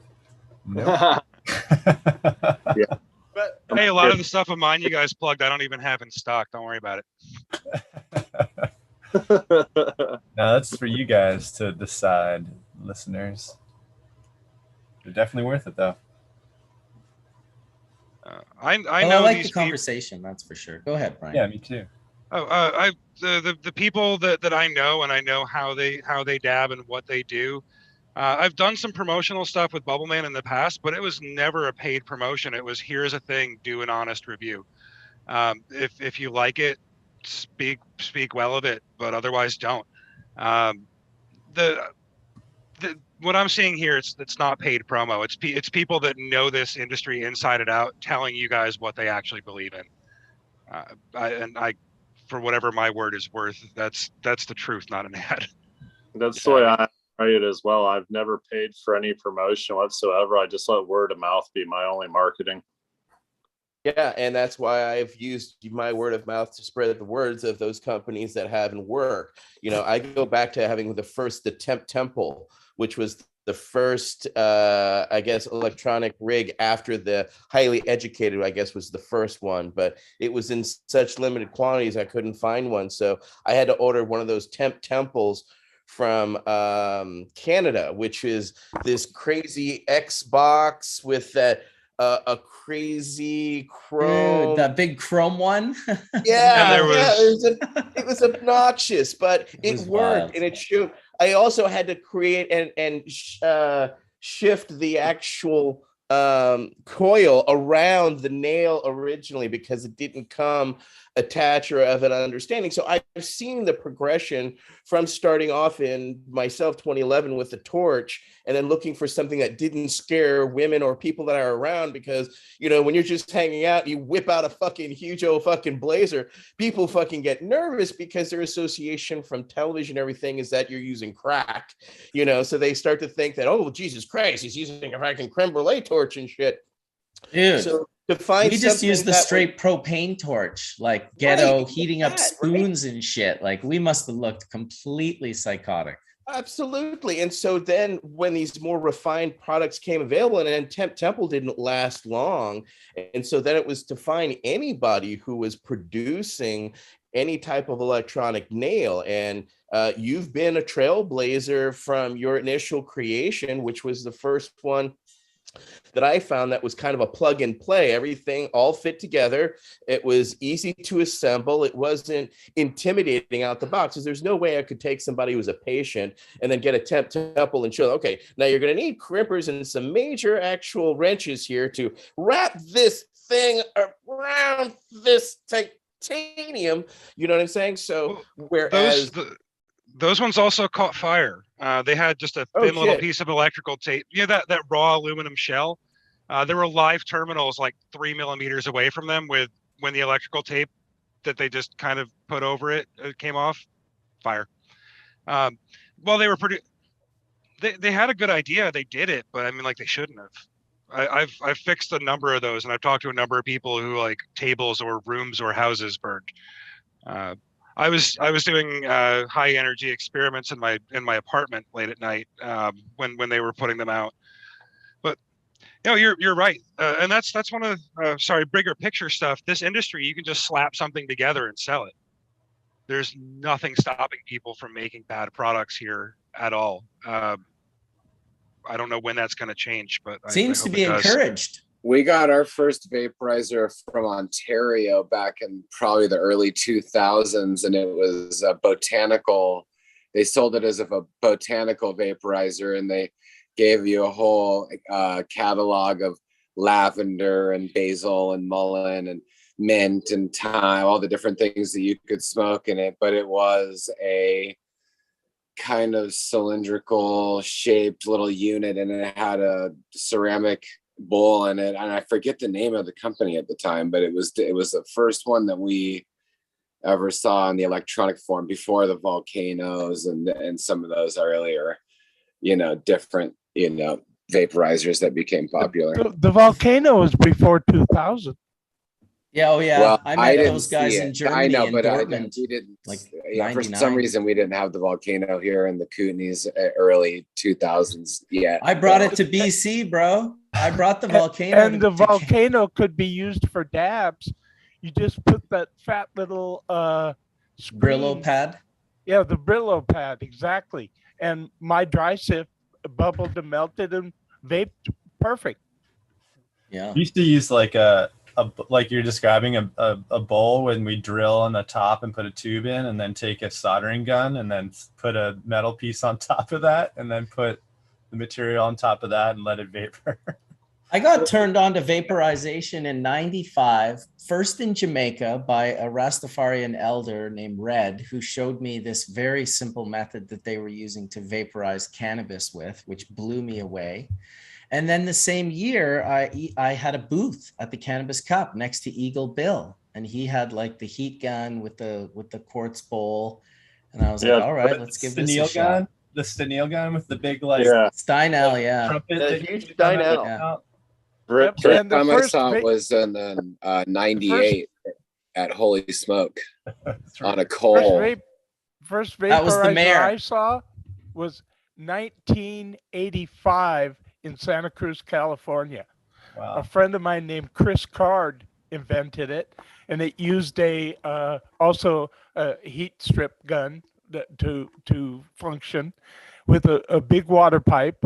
And I had suggested to him that we could get some sort of a small microwave device to either microwave buds or hash or whatever.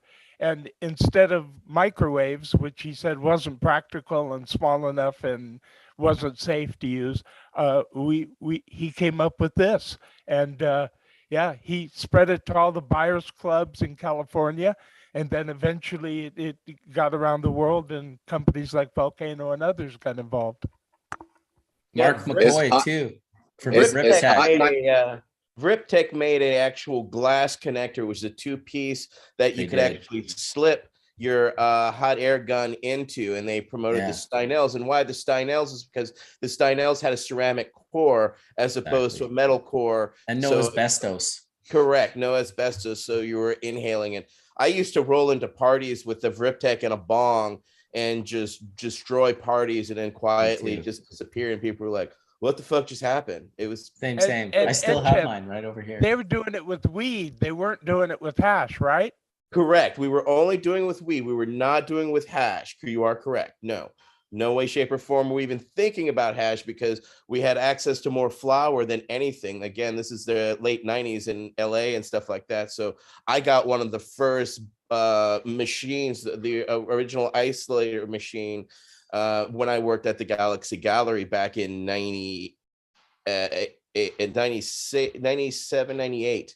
So, and that's when we started playing with hash. But before then, it was strictly just, what we could do with flour. And prior to that, the only extent of a vaporizer that I had heard of was that cheap piece of shit that they sold in head shops. Some friends of mine grabbed when I was up in Pennsylvania.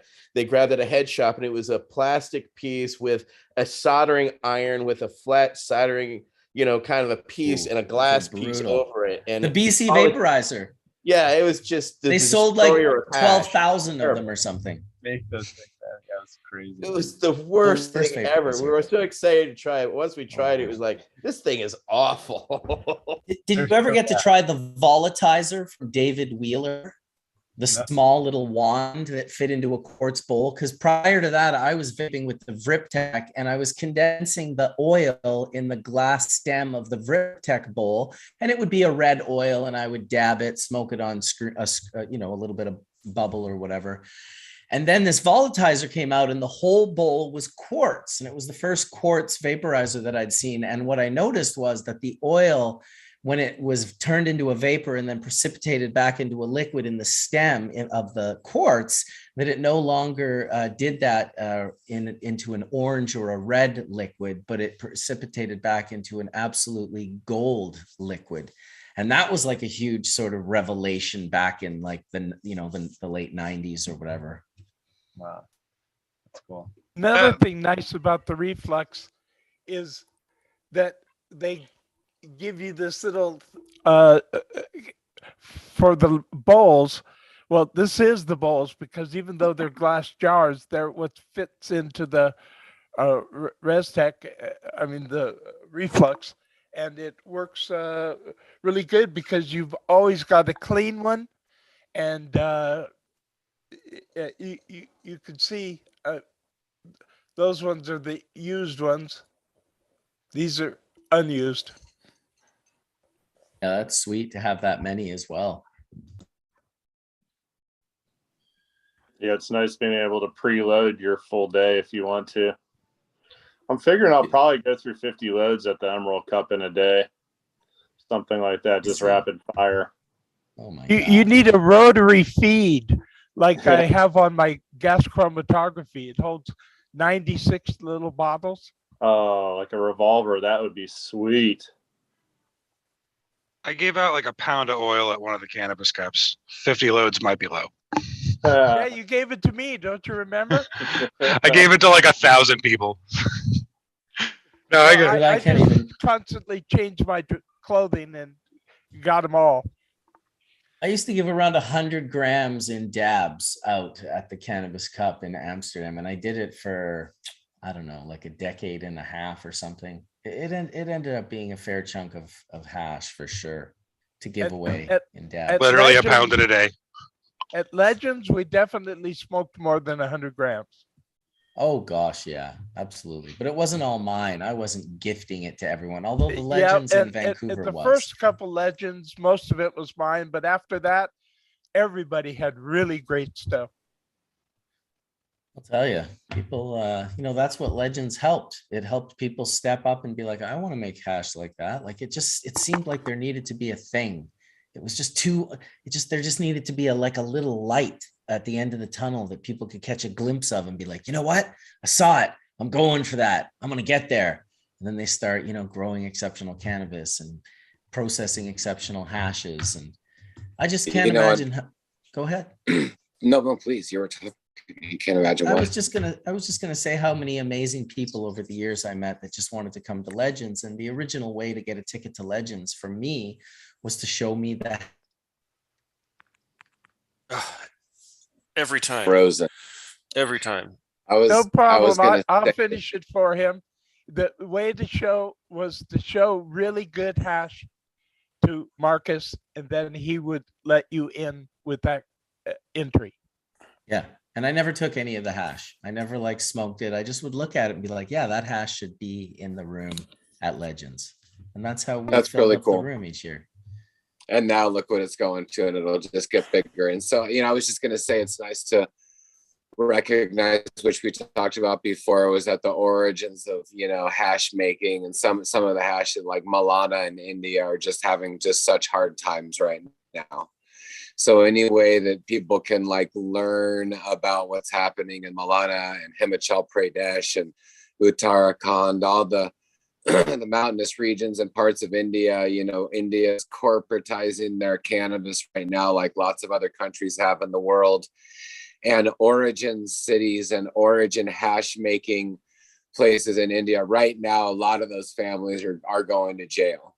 And Hemfati on Instagram is a woman that we've connected with over the time. She's active on showing, what's going on there, and we appreciate her for that. So, anyone that, loves hash and, and maybe has a voice somewhere that can help out in India, and write the correct people and stuff, it would be greatly appreciated, because, there's out of thousands of people, hundreds are in jail right now, and they don't know where they are, or even, how to proceed with court cases and stuff. So, grandmothers and grandfather hash makers right now, getting swooped out of their mountain villages and brought to a prison somewhere is, super crazy.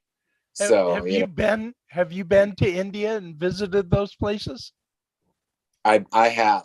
I would like to do it more, but we did a trip up the Parvati Valley and spent time in Kassel and up in Tosh and up in Rashol and in that area. And we didn't go up to Milana, but that whole kind of Kulu and zone we did see that. We went to Dharamsala and to Maklod Ganj as well, and watched the Kora and spent time learning more about the Tibetan teachings and also their refugee statuses and the whole free Tibet movement and what's happening to Tibetans in India. I mean, there's people all over the world in strife. So yes, we have been there, and we've continued. Years and years ago, the only country that was making both hand rubbed, dry sift, Gurda, and was Kashmir. There was no other country in the whole world. Kashmir was the first country to be making both types commercially. And now Pakistan just legalized, I hear. And I heard Imran Khan just like cut ribbons at a brand new, like, you know, open cannabis farm in Pakistan. And also, did I hear right that Dubai is now open to cannabis? There's new laws passing in the world that are pretty mind-blowing. That's nothing. So has Malaysia. Well, that's the connection, is that like Dubai and Malaysia making, and what I think the Queen of Dubai potentially is working on like a CBD product, but then that could open up Indonesia. Don't forget about Germany. That's huge. Yeah, well, and then the seed companies that got busted in Spain. So there's like a crazy, bust that happened in Spain, and there's a huge seed company transition happening in Europe. So Europe's really kind of, it feels like there's a lot of flux happening there at the moment. I'm not there, obviously, but we have a lot of family over there, and it seems so. Yeah, Germany, lots of places. When the seed bust happened, I could actually hear your voice, Sam, saying, "Well, they broke international laws." Yes, well, they did, but the real problem, I think, down there was, I'm not exactly sure of the circumstances, but it's not legal to cultivate in Spain for seeds or for weed to sell unless you're licensed by the government. And none of those companies were licensed by the government. Got it. So I'm guessing LaGuardia like ran through their shit. Is that what happened? I'm not sure exactly what happened in Spain, except for that there was a big mix-up.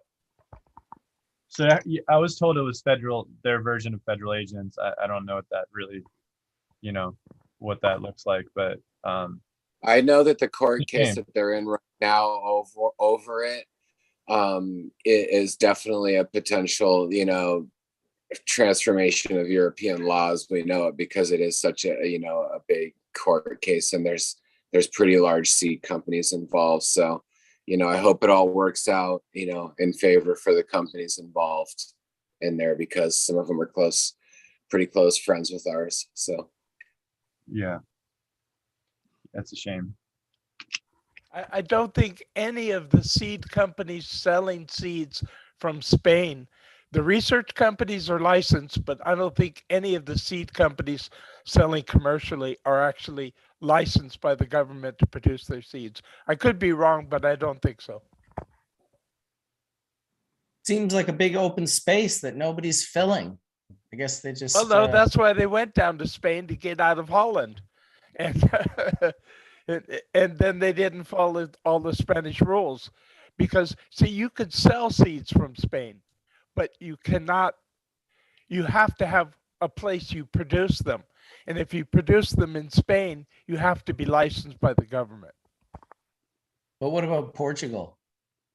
I don't know what the regulations in Portugal are, to be honest. I get a feeling they're a lot looser.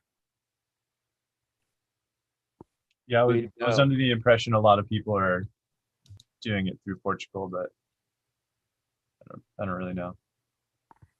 Well, drugs have been decriminalized there, right? All drugs. Yeah, I'm heading there in July, so I'll ask around. You have a mission. Yeah, well, it's really simple. Distribution points for what kind is of it drugs? legal to grow cannabis? Is it legal to grow cannabis in Portugal for seed production? That's the question, and I have no idea.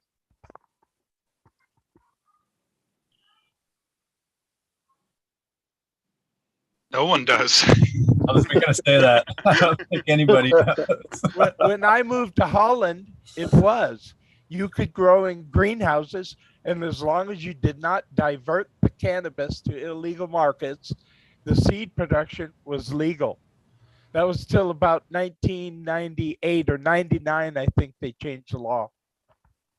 I think Switzerland has areas where it has favorable laws, and we want to shout up our Switzerland family out there, Edelgreen Swiss Farm, and everyone out there doing amazing work.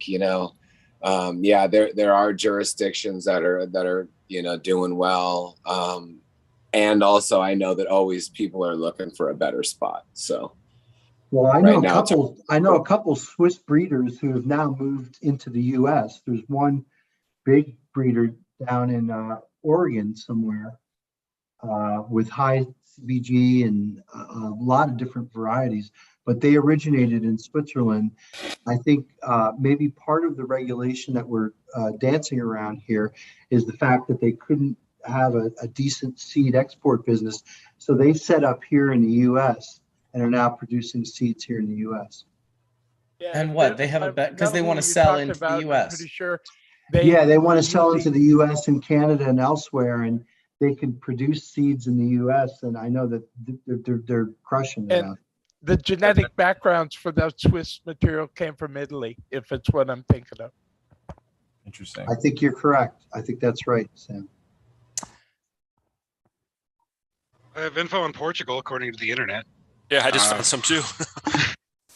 It's still illegal to grow, but they have industrial hemp law, and most likely any relevant seeds would have to come from a plant that you can't legally grow, unless you found some way to get a THC-bearing strain through the industrial hemp regulations. So it looks like there's a lot of stuff in flux in Portugal. We were talking to a guy on the Adam Dunn show the other day about tissue culture. And does tissue culture get around the regulation on seeds? Probably not, because a lot of the regulation is not just seeds, but like in Portugal, for example, it's illegal to grow, period. So like a You plant don't have a germplasma? Yeah, like germplasm would probably still be considered. Yeah, illegal. Okay. You get into some DNA really interesting. Is not illegal, but the plant itself, if it's a little mini clone or grown through cellular culture, is illegal in most countries in the world.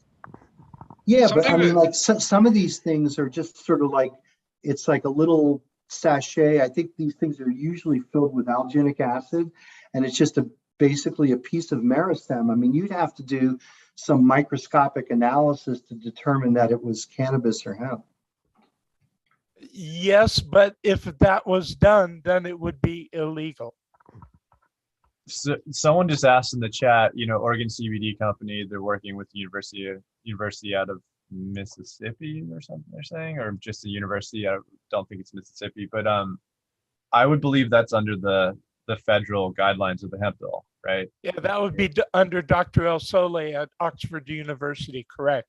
Got it. Oxford University. Wait a second. University of Mississippi and Oxford. Mississippi. Yes. Big excuse me. Yes, Oxford University at Mississippi. Correct. Yeah, they're not the same place. Yeah. Oh, Mississippi. They got better catfish in Mississippi. Just wanted to give thanks to everyone today. We're going to take off and enjoy this beautiful Sunday. Super cold and lots of sun. Got snow on the ground. Love you guys. Beautiful days. Hey, will we see y'all next week at the Emerald Cup? No. Unfortunately, we won't be able to make it, and a few of the farms will, but it's, big up to Tim Blake and the family for making it happen. Much appreciation. There's some good regenerative talks Jesse's putting on, and some of our farms are involved with. Definitely anyone involved, go check in with the family at Emerald. And we'll Cup. be sad that this year the teepee will not be up, and it will be sort of the first time in a really long time that it's sort of, it really sort of defines what's been going on these days. And we're sending all of the love and all of the gratitude for everybody who's gathering and still joining and celebrating cannabis in the community. So we're not going to be there. We'll be sad, but we're stoked everybody's getting together. Yeah, hopefully next year it changes. Yeah. I know that. Thanks for coming, guys. Thanks for coming. I wanted to, thank everyone actually for coming. Thank Kylie for coming in from Indux Labs. Thank Nick for coming in and sharing, his experiences and information. Always a pleasure to see Dr. Mark and Etienne, and appreciate you coming in, Brian, and of course, Colin and Wade and Etienne.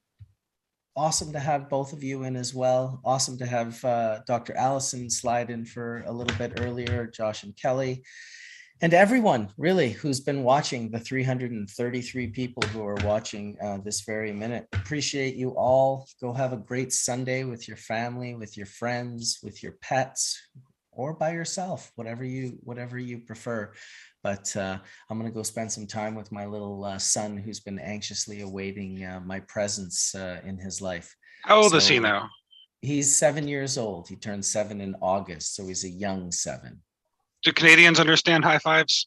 Have they gotten there yet? All right, give them one for me. Yeah, absolutely. Thanks, everybody. We'll see you guys maybe next week or the week after. I'll be in touch. Thank you for watching. May the full melt bless your bowls sooner than later. Peace out, everybody. Thanks for having us. Hey, everybody. Thanks, Marcus. Bye, everyone. Thank you. Thanks again, man. Peace. Peace. Pleasure.